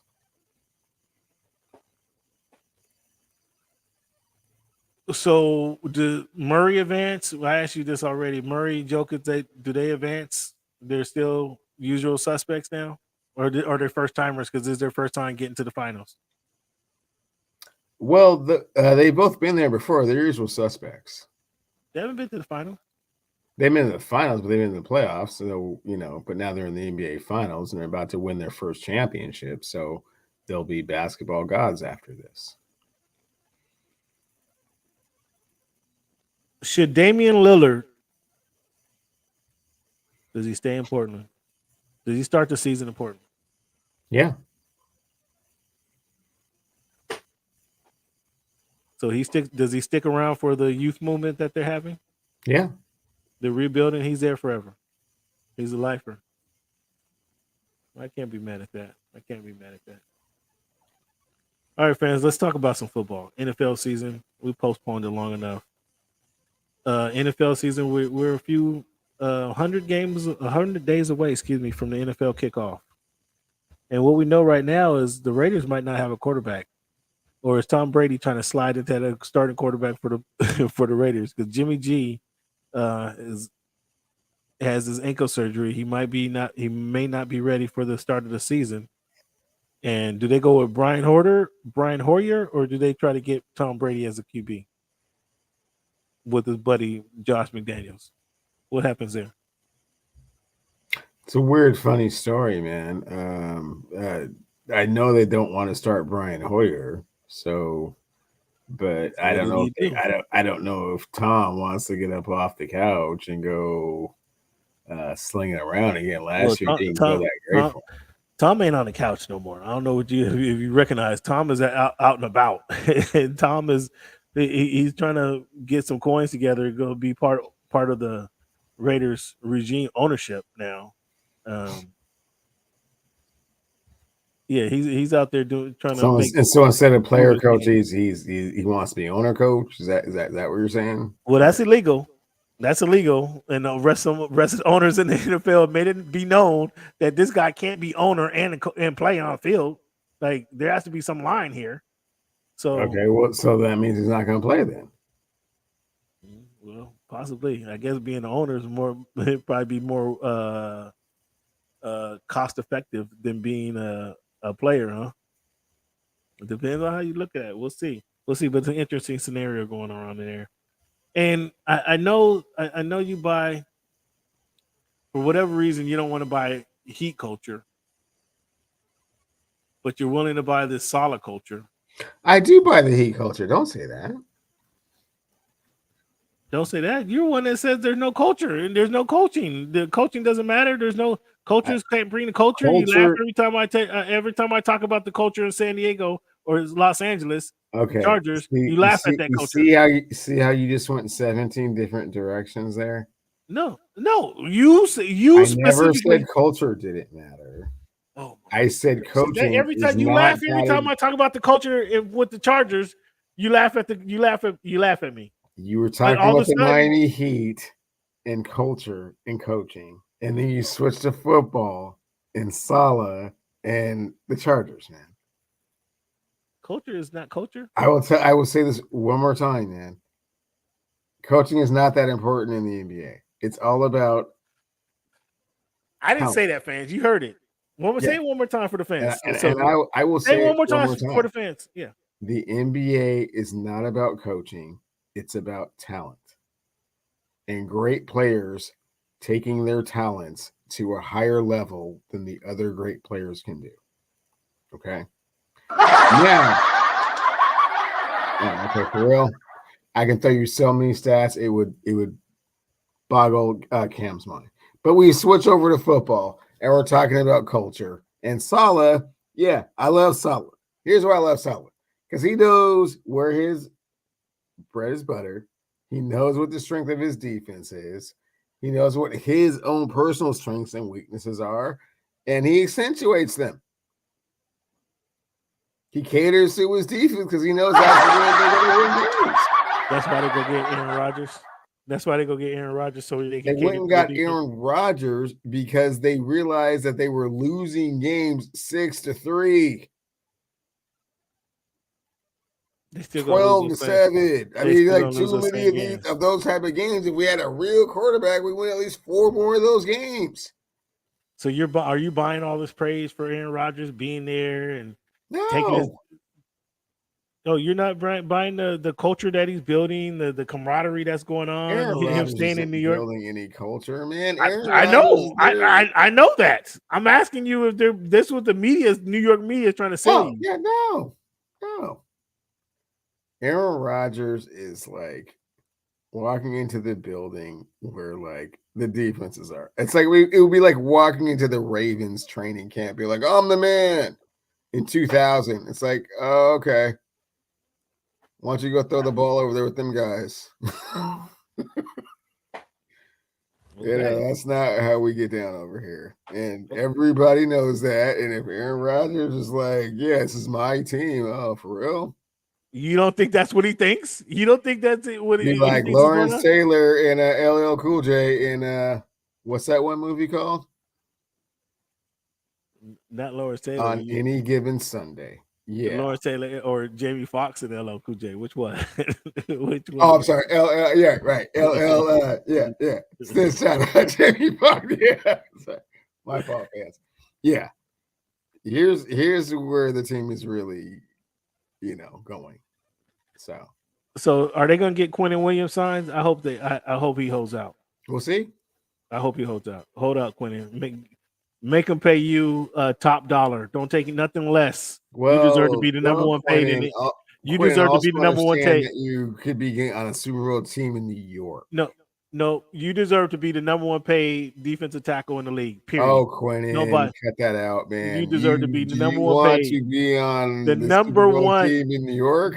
You are the reason they would even be a playoff team, Quentin. Without you, they're not a playoff team. That's what I'm telling you, Quentin. My word to you, Quentin. Without you, they're not even a playoff team. You deserve to be the number one paid defensive tackle in all of the NFL.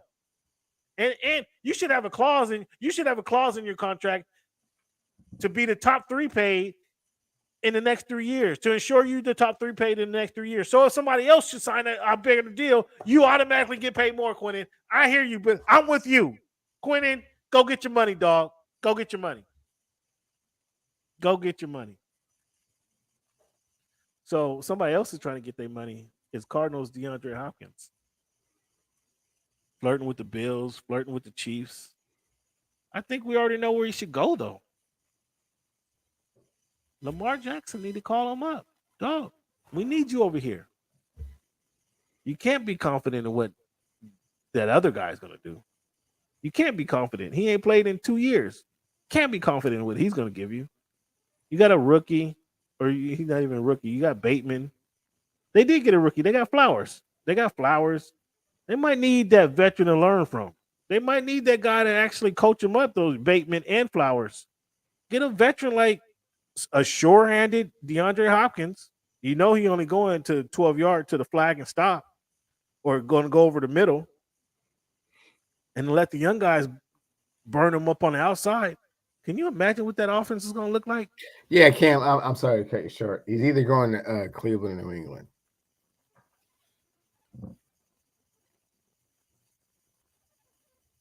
I wouldn't be mad at Cleveland. I wouldn't be reunited, and it feels so good. Him and Deshaun. Get Deshaun acting right again. Whew. I wouldn't be mad at that. New England, I don't think he want to go to New England. I don't think receivers, free agent receivers don't work so well going to New England. We've seen that time and time again. For Randy Moss and that second that one guy. I mean, Randy Moss go deep. Randy Moss, come on. Randy Moss is the top 5 receiver in all of football ever. Did that cancel out? Well, DeAndre doesn't have to be all that, just productive. I think he ain't Randy Moss. We know that he ain't Randy Moss. I mean, Randy Moss did leave the Raiders. That was not what you said, Cam. You said free agents don't go to New England and do well. And I just said, except for Randy Moss. Yeah, that's like 1 out of 5. We give you Chad Johnson. We get the guy from the number 1 draft pick, Harry, out of Arizona.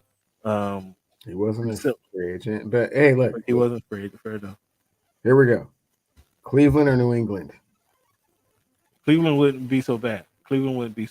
But I still think he should stay in the division and go to Baltimore. Help Baltimore out.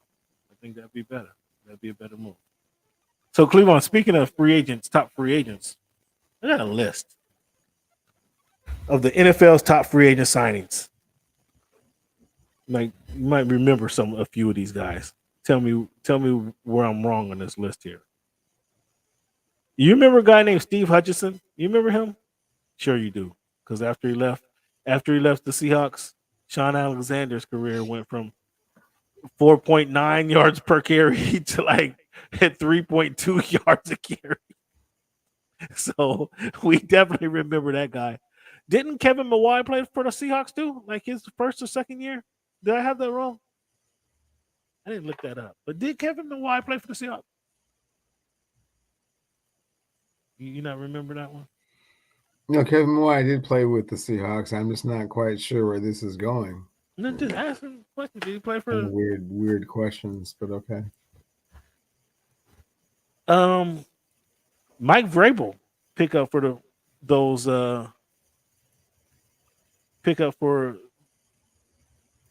aforementioned New England Patriots was a good pickup. James Ferrier, when he signed with the Steelers, he ended up being a better signing than I think was anticipated. James Ferrier, but here, Priest Holmes. You remember him leaving Baltimore and became the fantasy football legend when he signed with the Kansas City Chiefs? Like legend.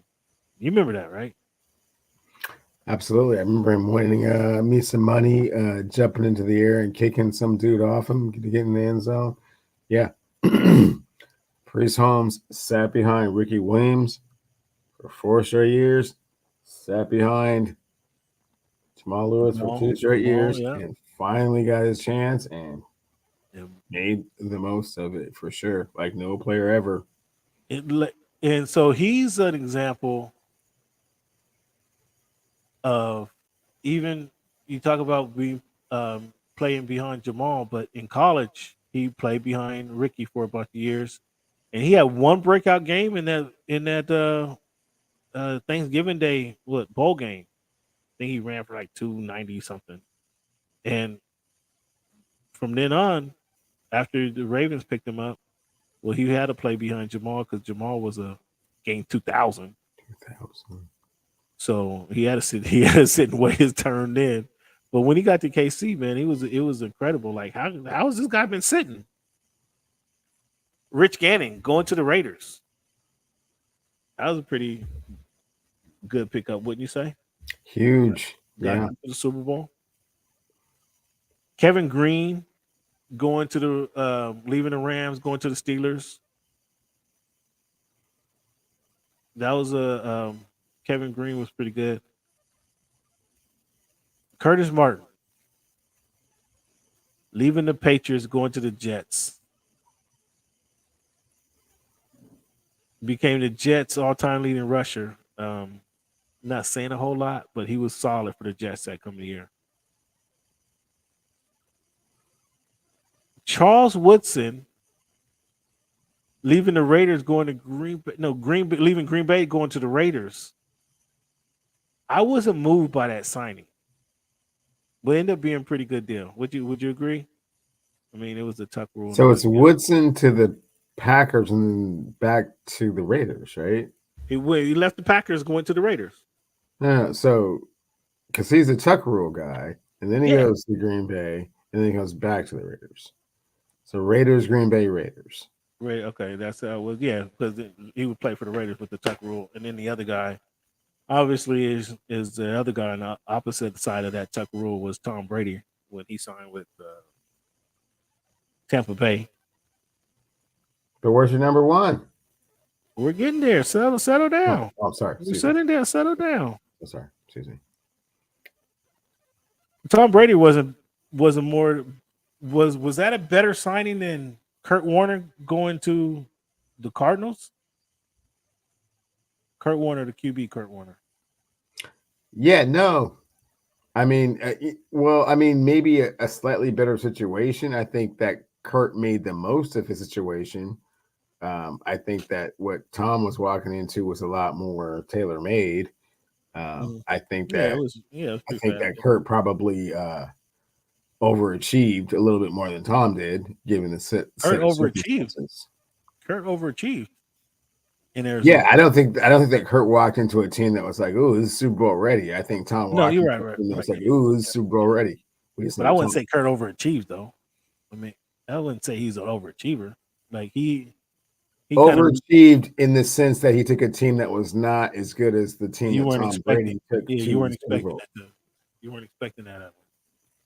A quiet free agent signing was Simeon Rice signing with the Tampa Bay Buccaneers early 2000s, early odds. A lot of people don't recognize what Simeon Rice was able to do, what he was able to bring to that Buccaneer squad, and they did go to win the Super Bowl.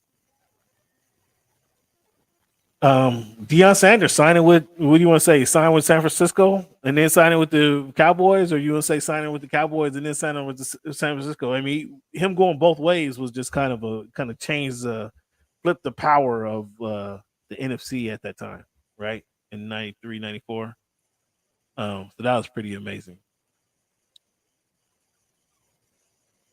Peyton Manning signing with the Denver Broncos. He got 2 Super Bowls. 2 out of 3 years he played with him, he got the 2 Super Bowls. Although he got mollywopped in that first one, but they got to the Super Bowl 2 out of 3 years, right? And ended up winning one. So that was pretty significant. And I'm torn between my top two free agent picks. SB, you got Reggie to Green Bay. And when he said God told him to go to be a Packer, that was pretty comical.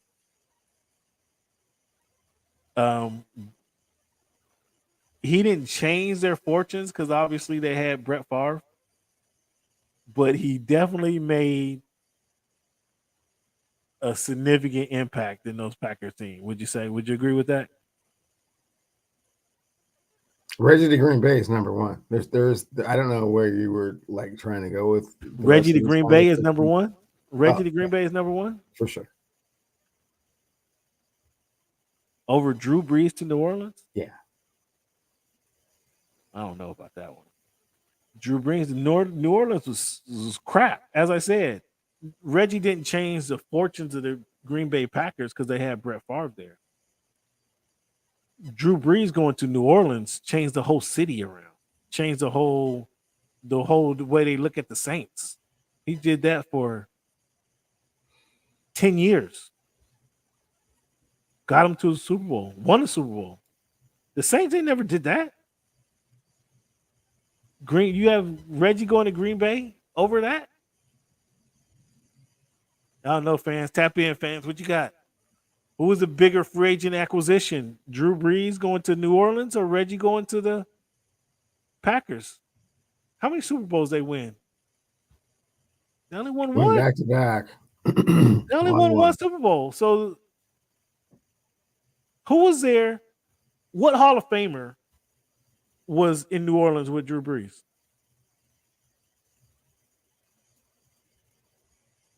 Exactly. My point. That's the exact point I'm making. There was no Hall of Famers. Willie Roaf. Oh, come on. Was he there? Was that was before? No, was there? He didn't. Brees didn't play with Willie Roaf. There was no Hall of Famer on either next to him on the other side of the ball. There was no Hall of Famer in New Orleans. Drew Brees changed the whole dynamic of that team around. Like, they became winners. With Brett Favre there, Brett Favre had 3 MVPs. I don't know if he didn't have them at the time, but he won 3 MVPs over the course of the year, of his years in Green Bay. The answer is Drew Brees. Drew Brees, you can't tell me there was no Hall of Famers there. Period. And that should end the story in the debate right there, Cleveland. You disagree? Yeah. I don't know. Reggie is number 2. I have Reggie number 2. It's a tough decision. because he was impactful. He had immediate impact. That's true. However, Drew Brees changed that whole city around. Like in Green Bay, they went back to Title Town. Green Bay or in New Orleans, they won a title. Like that was after Katrina. Like he said, okay, I'm gonna come there and resurrect the town. That's what he did. Like that's what he did, and continue and won consistent. They became consistent winners when Drew Brees signed with them. Consistent winners. Tap in, fans. What y'all think? Hit us up, Voice of the Fans, at _ Voice of the Fans on Twitter, at _ Voice of the Fans on Twitter. Who was the most impactful free agent in the NFL signing? Cleveland thinks it's Reggie. I think it was Drew Brees. Fans, we're going to take a quick break here. When we come back, we're going to obviously give you our fan favorite this week in history. And we're going to talk about, we're going to get into some MLB talk. We're going to talk about Aaron Judge, his little visit to the Northwest and what happened there. Let's take a little quick break here. Who am I speaking to right now? Cameron. My name's Cameron. Cam Buford. You got some good questions today. I'm a Dolphin fan. There's always room for improvement. This is a big year for Tua to prove that he's a franchise quarterback. I'm more fan.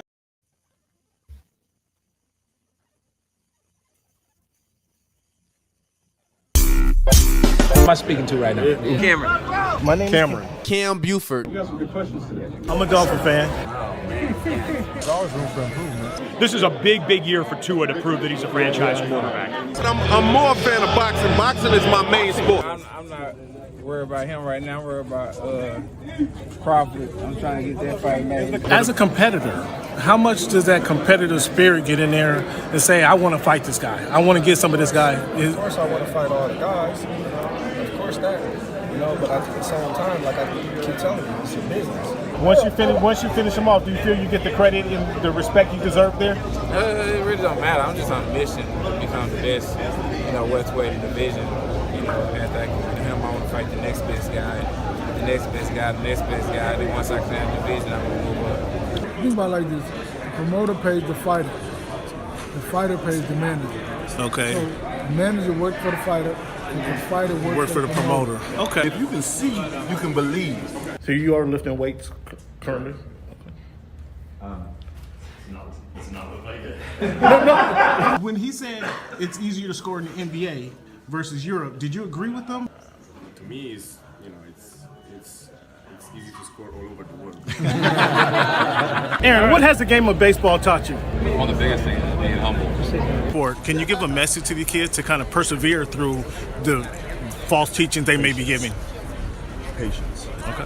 Patience. As the show Voice of the Fan Oh my goodness! continues gracious. I'm to in evolve, tears. Come on, you were adding some spice to it. it is strictly banter back and forth between myself and Cameron Buford. I enjoy all of it. The real ones know what's going on, right? Like you said, Pacific Northwest. So I think it's a big part of my game. And every time I step on the floor, I just want to represent myself. You play this game and you don't turn to win a championship, then why are you playing for? I'm happy for the Mariners. I'm happy Yeah, for the whole yeah, thing. no, yeah, I was Ken, trying to send nobody. Go watch the tape. Go watch the tape, and then you tell me if it was all about just a system. You look like a buffoon. Go do your research. Now I gotta do Go some do your homework. study.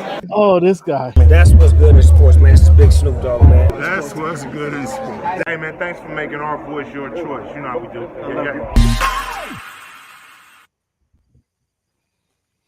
You know how we do. So, Cleveland, did you watch any of the Indy 500? I did not. I saw that the American won, and is like his 12th or 13th try. So that was cool. Yeah, it was apparently the lady got her car damaged when a tire flew off and flew off into the parking lot and damaged somebody's car. That was pretty interesting. Have you been to a NASCAR event? I've never been to a NASCAR event. Been to a NASCAR event. It's interesting. What is cool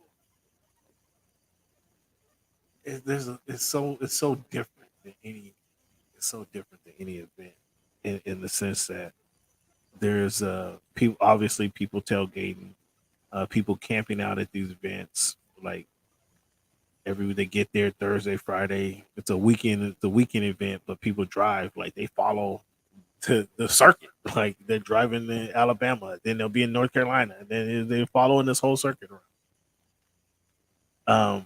So there's a whole separate not some tracks in the infield, like where you race around the motor homes and mobile homes and all that. But then in other tracks, when I was in Fontana, California, all that's like outside of the actual racetrack, but it's a whole racetrack itself with just it's not even tailgaters because everybody got mobile homes and playing music and barbecue and they're picnicking and they're getting it in. But the track, Cleavon, I didn't know this about the track.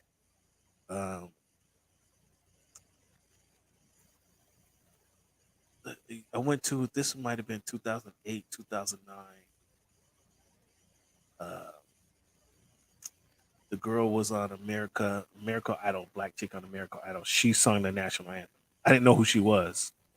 I know she was bad though. I was trying to holler, but Mitch Green was there trying to holler too. Mitch Green, the Olympian, the track star. But the track, I had pit pass, so I can go everywhere from up top to where they have the spotters. Everybody has on radios, headsets, and they're up, like not on the ceiling, but they're up at the very top, and they can see the whole track, see everywhere you are. Come low. I don't know if you ever heard kind of the song. Come low. You got somebody high on your right side, so you want to stay low as you can. The wreck's over here. There's a wreck coming on turn 3, so you go watch out for the wreck. So you want to go high on turn 3 because the wreck's on the bottom side, just so you avoid the wreck. And it was like I got to have the headset so I can hear, kind of chime in to what's going on. And that was very interesting. Kind of hear them talk about, and the driver say, "Well, I only got 3/4 gas tank left, and I'm not sure how far I can make it." Well, if you go 125, you go 125 miles per hour, you can make it around maybe 3 more times, and that 4th time is you ease up on the gas so you can just kind of cruise in, and we can give you a pit change real quick. So they're talking, I mean, like boom, boom, boom, boom, boom. Like there's a lot of stuff going on, which is really interesting to hear. But I didn't know, like, the tracks on the curve, they have a pitch, like, it's not smooth. It's not flat all the way around. These have like a 45-degree angle embankment around the curves. So those cars, I didn't know that. I thought it was all flat all the way around, but these cars. So then now that changes. Okay, how's the car handling? Oh, well, when I come into turn 1, it gets kind of loose. So maybe we need to take some air out of the right tire and so you can get a better grip, and we can change the left tire because that's the one you're burning up, and we don't need to change the right tire. We just change the 2 inside tires so we can get a much better. Like, these guys is crazy, or these guys are very intricate. It's more intricate than you would have ever suspected. That was I think that was probably the best part of listening to these guys, listen to the radio, being up top, and you can kind of see what they're talking about as they're going around the track. I think that was kind of the best part of it. And I didn't realize it was that intricate. Like, I thought the castles they're filling up and go as far as you can, as fast as you can, and we're here to ready. We'll fill you up when you need a pit stop. But no, they're talking to them the whole way. It's kind of crazy. So I haven't been. That was NASCAR. I haven't been to the IndyCar. I would like to just see it one time. I guess see Indy and how that goes and how those cars. I've been in the IndyCar. I have been in the IndyCar. Really? I've been in the IndyCar. I got a video of it, fans. You can check that out on my YouTube page, Voice of the Fans on YouTube. I was in because every year they have the Long Beach Grand Prix in Long Beach, California. So I got a chance to cover that. I covered it a couple years ago. It wasn't last year. It might have been last year. No, excuse me. I think it was a 21. I don't think it was a 22. I think it was a 21. But they in that event, so they could let you. I could have gotten a pace car. I've gotten a Nissan with the professional drivers, gotten a Nissan NSX or whatever is the fastest production car. Like you can go buy this car for $180,000, but it's the fastest. It was one of the fastest cars on like street legal. So I got in that car because that's a car you can just, again, you open the door, I can get in and sit in it and ride, right? We're good. We don't need no helmets. We need to be strapped in. We're good because it's a street legal car. But there's some other cars that like the NASCAR-ish car. So that same NSX car is souped up for racing. That car has the roll bars in it, and it only has this car because it was allowing the passenger to ride. It had a seat in it. Typically, there's no seat. There's only one seat in it because the driver. But everything is stripped out of the car, right? I couldn't get in that car. I got in, excuse me. I couldn't ride in that car because you're forced to wear the helmet in that car. And for me, I squeezed my little fat ass into the car, into the seat, but my head was there was a roll bar like where you would close the door, and I had to get my head under the roll bar and then in place.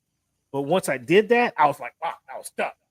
I couldn't move whatsoever. I couldn't turn right. I couldn't turn left. I was like, fuck that, get me out of here. I had no movement. Like I was stuck like this. Nope, get me out. Nope, don't take off. Stay there. Don't go nowhere. I don't like this. Get me out of here. It was great. So I'm all suited up. I done put on the flame suit. I got the head scarf. Then I got the helmet on. No, I was like, no, I take this shit off. Let me out of here. I can't ride.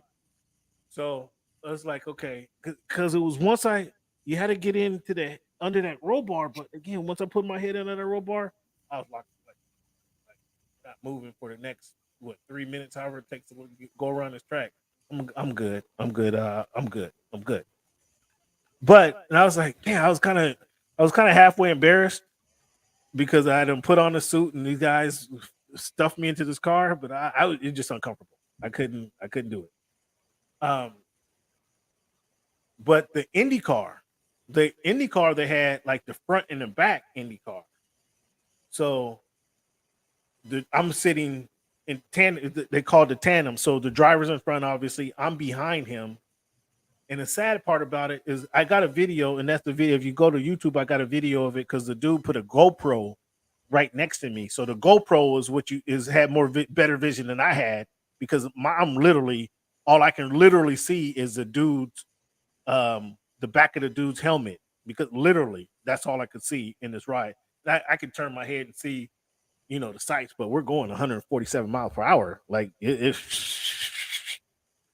but it's crazy.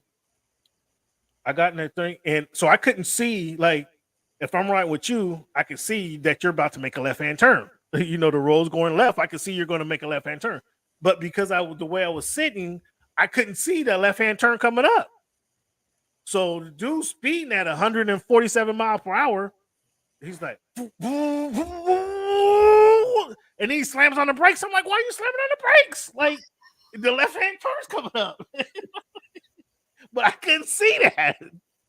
So when you can kind of envision something coming, you see somebody speeding. Okay, you can hold on to the handrail, and then okay, he's making a left. Okay, I can kind of go like here or go like this. But again, I couldn't see. So he's goes from 140 to 85 to make the turn, and then but I can't see the turn coming up. So I'm just literally in the back of the seat, like holding on because I cannot see anything. It was a weird experience, but check out the GoPro. The GoPro give you a good video because now you see you can see how fast it's going. You can also hear how quick he's shifting his gears. So that was an experience. And they buckled me down, Cleveland. I sat in the thing, right? Got into the seat, and this was easier because we had to wear the helmet, but now the helmet's not restricted. Right, I can still turn left and right. That was the problem getting in that car. If I could have turned my head left and right, I think I'd have been fine. But I couldn't move at all. In the Indy car, it's open, so I could still do this. But they had ratcheted me into the seat. I sat in the seat, and then they said, "Okay, kind of move your butt around, because we need you to get further in the seat more." And they reaching down and they messing with my legs, and then they start ratcheting my legs down, so I couldn't move my legs. I couldn't move them. Like if there was had that car gotten an accident, like somebody needs to come get me out of the car. Like I could not get out of this car. Like it took two people to do this. They had ratchet my legs down. I think my toes, I had freedom with my toes, basically. But everything else was boom. I was ratcheting in there, and it's so tight, like I had to sit, like my hands had to sit basically on my lap, and then all I could do was like this or that. This is the only range of motion I had was left or right. But again, all I could see is in front of him, and I can't see the turns coming up. So it was a really weird experience. It was cool. It took about 3 minutes, 2.5 minutes, if I remember correctly, to go that fast, and you could hear the gear shifting. And so the Long Beach Grand Prix, I got to get into that IndyCar, which was a pretty dope experience. But yeah, at the NASCAR event, leading up to the NASCAR event, so I've done drag racing where they have the super. Really, like just I personally didn't do it, but I was at the event. So they have, it's like again a weekend event. They have the novice to expert, like you and I can put a car together, and if we want to pay the $500 entry fee, we can go out and race. Right? We can build a car and we can go out and race. Or Mazda, whatever we build, whatever car we build. They race. Those guys race at 9, 10, 11 in the morning. those guys race. Nobody checking for those guys, but you can do it. Like anybody car. Then they have they might have the teenagers race their car. Their dads put them together a car, and they can go race. They're junior racers. They're learning the game, and they're learning. That might be 1 or 2 o'clock in the afternoon. And then kind of the better, more experienced racers, the big racers, are coming in the evening. But what was crazy is, so everybody that I mentioned, from the novice to the expert, everybody has their cars there and they have garages, essentially, is what they're referred to them as. It's some of them nowadays, it's the trailer that they have their cars in, and they may roll their trailer out. But you can walk through this little, like a carnival, and go check out everybody's garage. Like you can go to the novice, and then most of these guys want to talk to you and tell you about their cars and what they've been working on, how they've been working on it. And these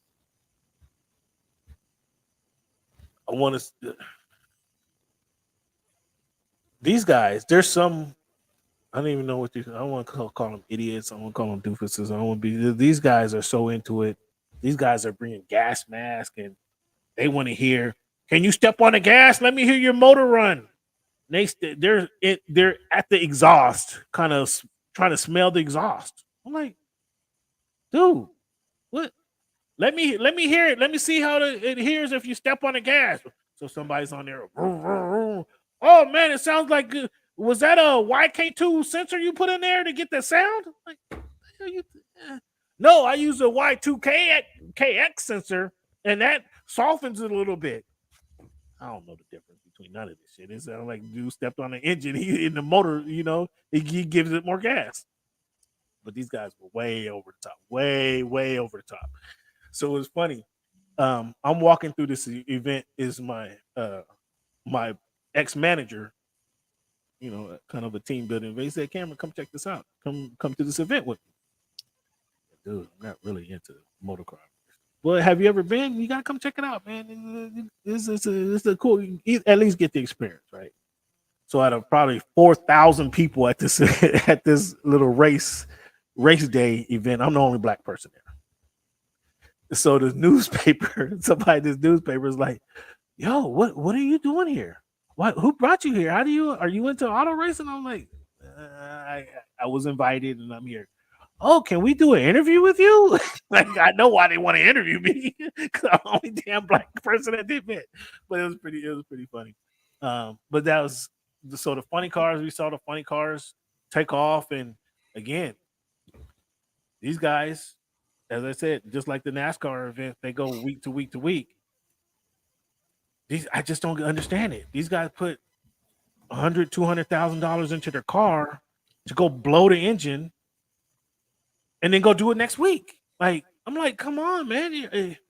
So like, you want to hear an interesting story from the fans' perspective? Go ahead. Yeah. So I used to work at this place, right? And it was right when Casey Kane, like a local driver around Pacific Northwest, around Seattle area, got really, really big in NASCAR, right? Okay. And Casey Kane, this, that. And one time I made the mistake of saying, like, you never saw Casey Kane race until he was on TV. What a mistake that was. Yeah, they took I saw him race at Muckle T. Oh, I saw him race at Bay Bridge Island. Oh, I saw him race here. Remember when he lost to Alex Simpson and the left field came off and then he came in on turn 220? Like, what? Yeah. Like, it wasn't like he just like they just started following once he got big. It's like they had like always known who this guy was, like at every level that he was racing. It was like amazing. It's kind of like watching someone that like goes to major leagues and like all of a sudden it's like, MVP caliber, and you've been watching them since Little League. Like it's like, and like all the different cars they've raced and like when they shifted and to this or whatever, and like you didn't watch this dude that long. Yeah. They're very vested into their drivers and like who they like and why they like them, and it's not just some random. Oh, I like the 44 car, right? Like, exactly. No, they know these dudes. They know these dudes. Like it was in fact at the Long Beach Grand Prix. So I went in there, and you guys can see these videos, and I was like, okay, I'm gonna have fun with these guys. I've never done this before, and I wanted to know. I asked these guys, are race car drivers athletes? And I wanted, so that was when I'm going there, I wanted to get this question answered by some of these drivers because I knew I was going to be able to talk to some of these drivers. So in these videos, Voice of the Fans on YouTube, go check them out. And are race car drivers athletes? I asked some of these guys, and the dude was like, you won't see any fat race car drivers. And I was like, okay, but that don't make you an athlete though. He's like, nah, man, but the you have to stay in shape, because if you have to stay in shape, because just how I explained to you, the turning and that goes on, and you have to be able to withstand all of that goes on. So long story short, I got my question answered by a few different people. But the professional driver, again, I told you I rode in that Nissan NSX, I believe it was. Again, one of the fastest. Is that the Acura you're talking about? No, Acura. It was a Nissan. I know that for sure. It was a Nissan NSX, and that was their fastest. I think it was not the fastest, but it was Nissan's fastest road ready. Forget the exact term they use for it, street legal vehicle that they have. Like you can literally go buy that one. But it was, I couldn't drive it. I'm in the passenger seat with the professional driver. The professional driver, I was in there. I get to talking to her. So I'm giving her a hard time. I was talking to these guys, right? And then they tell me, okay, you're riding with her. I say, riding with her? How long she been driving? How I know she's good as you guys? How's, and they're like, oh no, dog. She's a professional driver. She's gotten here. She's had to go through the Porsche driving class. She had to go through this driving class. You get to this level, you're a professional driver. You can drive anything. And so I get to talking to this girl. I just kind of it's all in fun, giving her a hard time. But she was from Seattle. And I was like, wait, you from Seattle street driving? Like you can't do no race car driving in Seattle. She's like, no, over in Renton, they got a racetrack over there, professional racetrack where you can actually learn a professional drive. I'm like, but doesn't it rain too much up there? She's like, well, that's one of the good things about driving in Seattle. You get to learn how to drive in these different climates, the inclement weather. You get to learn about that. I was like, okay, that's pretty dope. So again, check out the videos. YouTube, Voice of the Fans on YouTube. Race car driver. This is pretty good. I think it was not 22. It was 2021. But that was a cool experience. I definitely would go back to do that again because it's really cool. It was really cool. Nonetheless, Cleveland, this is something we didn't talk to last week, but I want to touch on this last week with the PGA weekend. Brooks Koepka winning the competition. Yeah, but Michael Block, the golf teacher, hit his hole in one, finished 15th, top 15 in that competition. Did you hear about this guy? I did.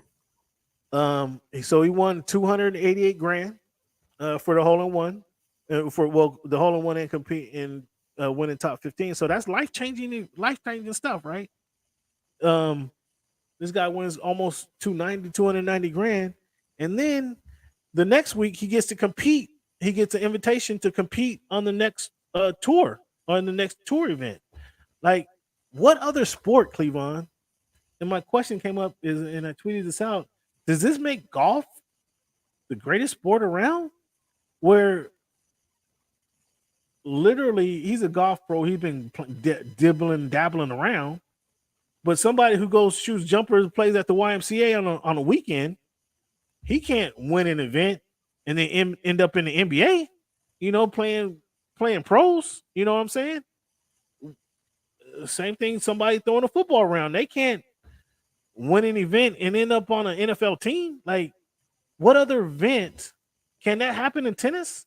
Can somebody get mess around and you can't hit a hole in one in tennis, but to win a tennis match, you have to be really good, right? And yeah, so it's funny. I was watching the number one seed at the French Open play yesterday, and he was playing this guy that had to go to like 15 different countries in like 6 months just to win enough matches to get enough tour points to get invited to participate in the wild card exhibition to even get into the main draw. Right. And then once you get in the main draw, well, congratulations, you're playing the number one player in the world. Right. Exactly. After trying to, go to like Turkey and Greece, like, I don't know how they said, like, he named Macron ended up like literally like 16 different places he had to go to get points to qualify.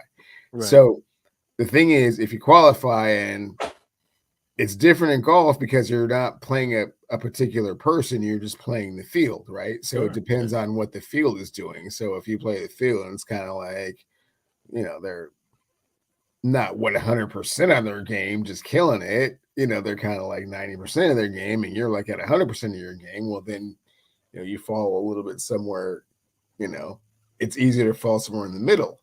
But like tennis, for example, you're not going to be the number one player in the world.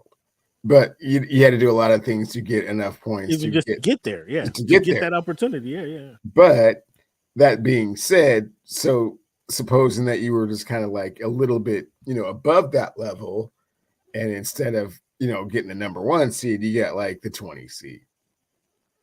And you had a great match, and, you were playing on a surface that's more conducive to how you play, and, they were, sick or hungover or whatever. You get to the second, you caught him on a good moment, right? Yeah. So you get a second, third round. It's like, okay, well, now you get this many more points, right? And so then kind of like building on that momentum is easier to do. But golf is strictly one of those things where, man, yeah, you get hot and all of a sudden it's like, yeah, I got a 300 grand in my pocket, and they said I can come to the Memorial, and I got to the second round of that. There's another 46 grand. So you're just going great.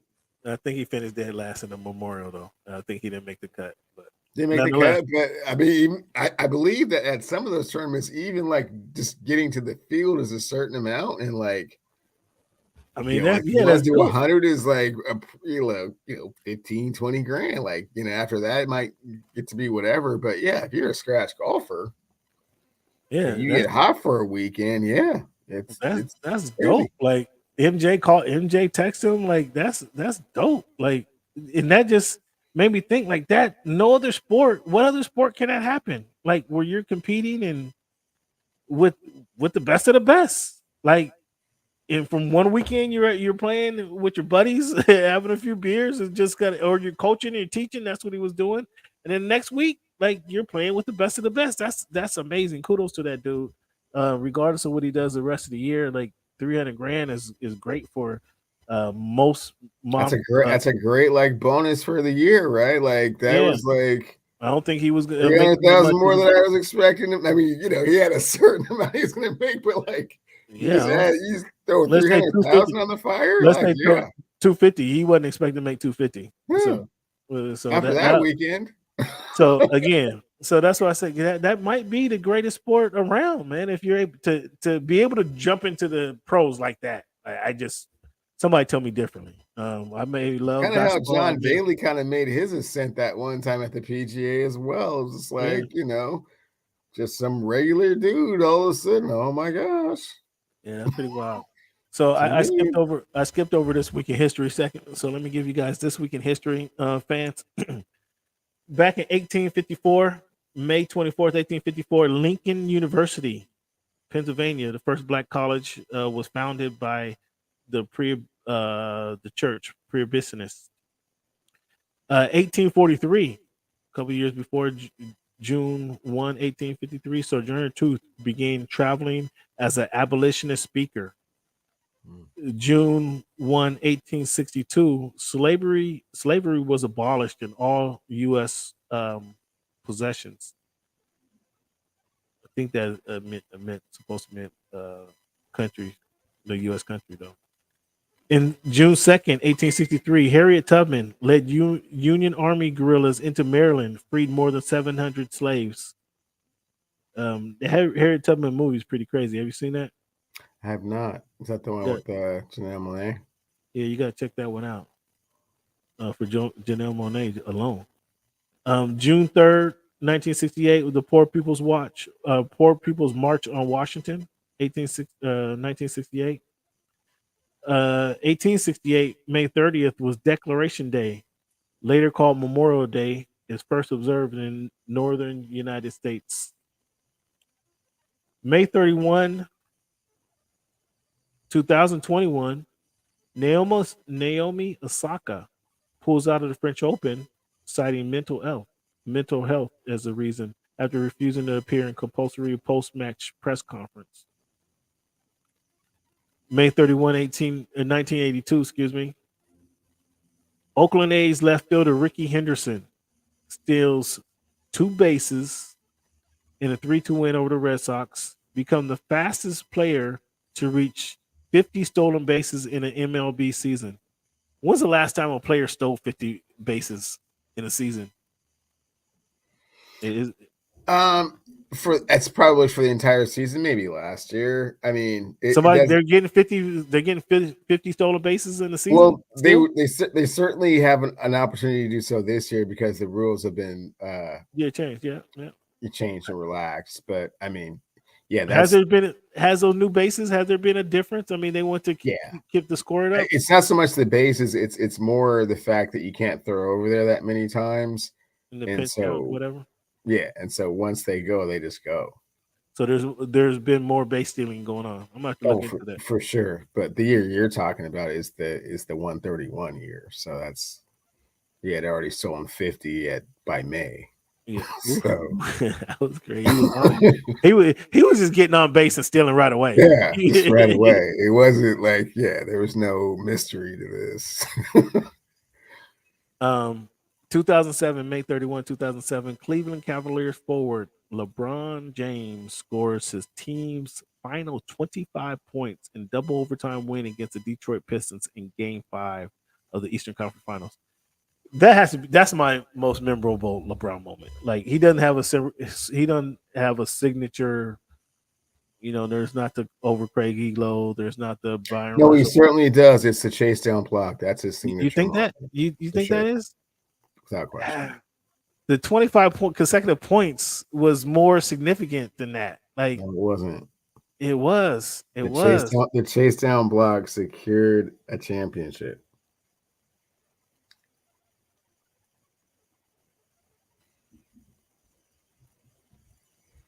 I like where you're going with that. I mean, I like it's the more 25 comprehensive points. what he did in that. I like other the stuff, 25 points, man. The 25 points against the Pistons, bro. Yeah, it was. Against the Pistons, like, yo, you guys can't stop. You guys can't stop me.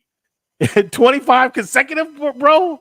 Like, I got the ball. I watched Tim score 10 straight times down the court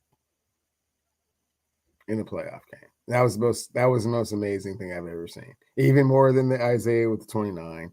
Even more than Shaq. What was the 50? No. 10 straight times down the court. Like in a whole bunch of different ways. It's like, oh. And you know what they did the following year after he did that? What's that?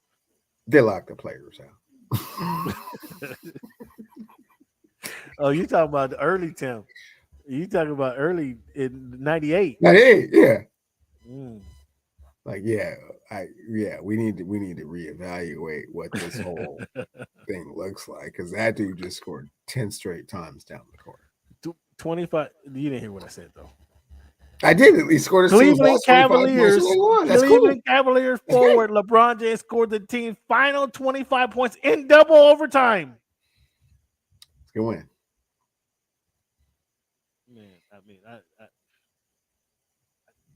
I was thinking I was at the bar waiting on watching that, waiting on a UFC fight to start. I don't know who was fighting that night, but it's like, okay, have a drink.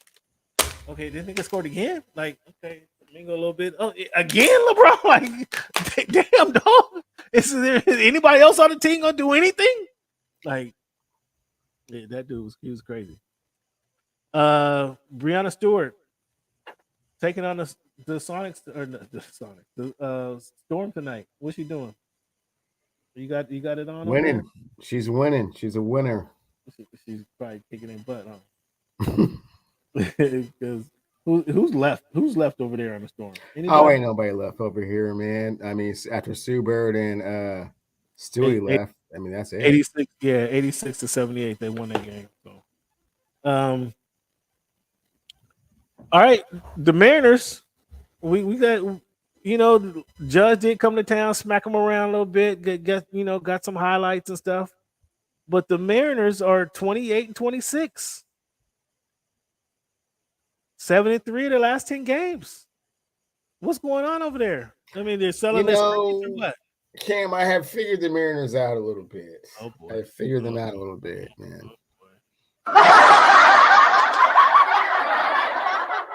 What explain it to us? What's going on with Seattle with the Mariners?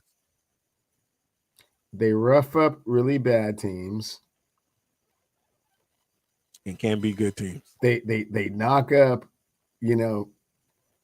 decent to average teams, and against the good teams, they kind of struggle a little bit. Hence, they're around 500. Don't sound like playoff success to me. Well, they have enough pitching to do so. It's just a matter of getting consistent hitting, and the hitting has been very sporadic. The defense has been, for the most part, a little bit better than average.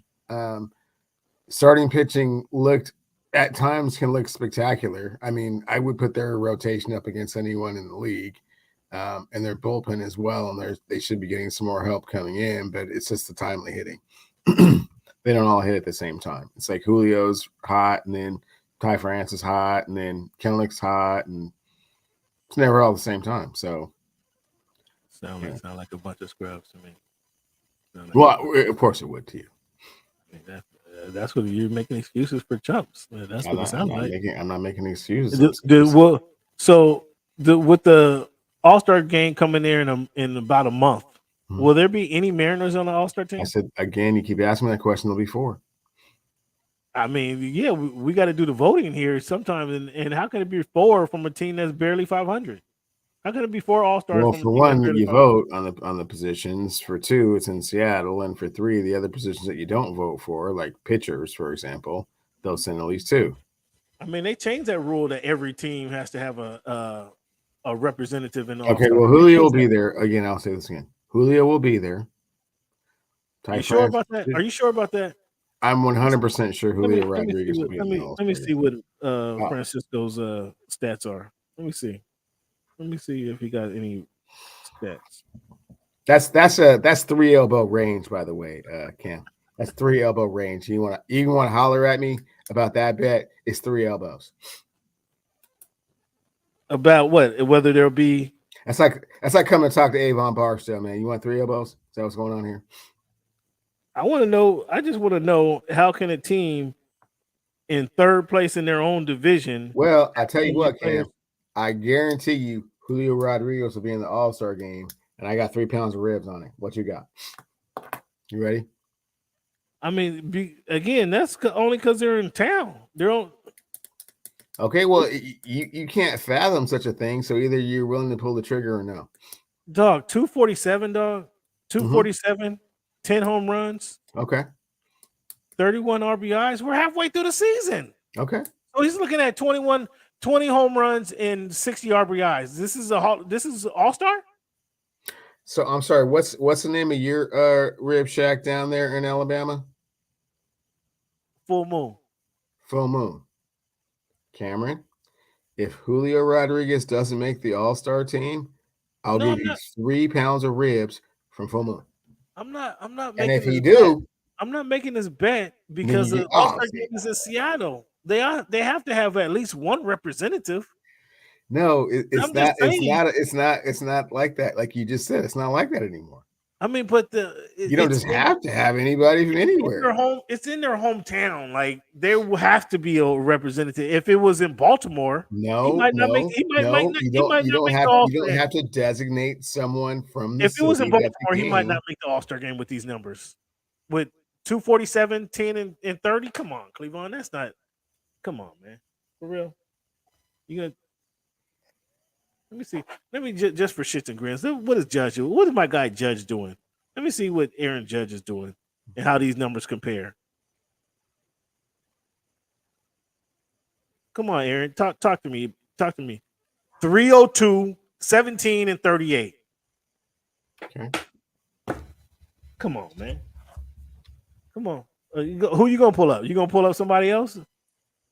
Now he's all nervous, fans. He's all nervous. I'm waiting for you. I am waiting for you to decide what you want to do, man. I already said they were, mediocre at best right now. And I said that Julio Rodriguez would be on the All-Star team. And then you started telling me all the reasons Julio wasn't going to be on the All-Star team. No, I didn't tell you why he wasn't. I agree he's going to be on the All-Star team because he's the best player. Oh, you agree? Okay, that's all I want to hear. That's all I want to hear. He's the best player on the team. That's all I want to hear. And the All-Star game is in Seattle at T-Mobile. That's all I want to hear. He knows Julio's an All-Star. Okay, cool. Moving right along. But at 247 and 10 home runs, average halfway through the season. Halfway through the season. Come on, bro. Not halfway through the season. Well, it's a quarter of the way through the season.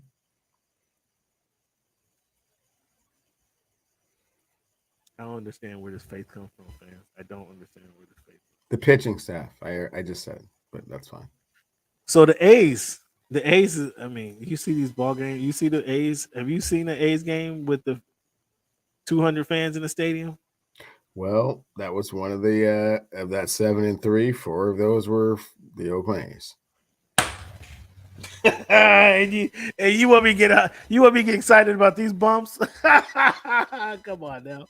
Listen. I just said they have their way with really bad teams. They're pretty good against decent to average teams. Against great teams, not so much. You believe in the Rays? The Rays are going to be the first team to 40 wins this season. No, in the majors, you don't believe in so huh? No, I don't. So the Rays you're saying is like the Sacramento Kings, they had the best record in the league and no faith in them. Correct. Yes. Those are strong words coming from a dude whose team is barely over 500. Those are strong words. Better pitching staff. So. All right, fan. Thank you guys for tuning into the show. Cleveland, let these people know where they can find you on social media. Clevie Wonder on Twitter and Cleveland Steel on Instagram. You can always be a part of the show at _Voice of the Fans, at _Voice of the Fans on Twitter, at _Voice of the Fans on Twitter, or you can hit us up. that's where you do it at. Check out our videos, YouTube, on YouTube. Voice of the Fans on YouTube. You see a lot of videos. You see a lot of videos. The race car driving video I was talking about, it's up there. See the events at NASCAR. It's up there as well. Fans, I'm gonna leave you guys with this quote tonight, and I want to thank you again for your time. But here's the quote: you have to do something in your life that is honorable and noteworthy, or excuse me, and not cowardly, if you are to live in peace with yourself. Repeat that. You have to do something in your life that is honorable and not cowardly if you are to live in peace with yourself. That's from legendary basketball coach Mr. Larry Brown. One more time for the people in the back. You have to do something in your life that is honorable and not cowardly if you are to live in peace with yourself. You get that, Cleveland? It's a great quote. I'm a little disappointed it came from Larry Brown, but that's some stuff. I'll leave it at that. Those are words of wisdom. I just wish it was someone else that was spitting it out. Well, fans, again, want to thank you guys for joining the Voice of the Fans podcast. Thank you, Cleveland, for your participation. As always, fan, thank you for making our voice your choice.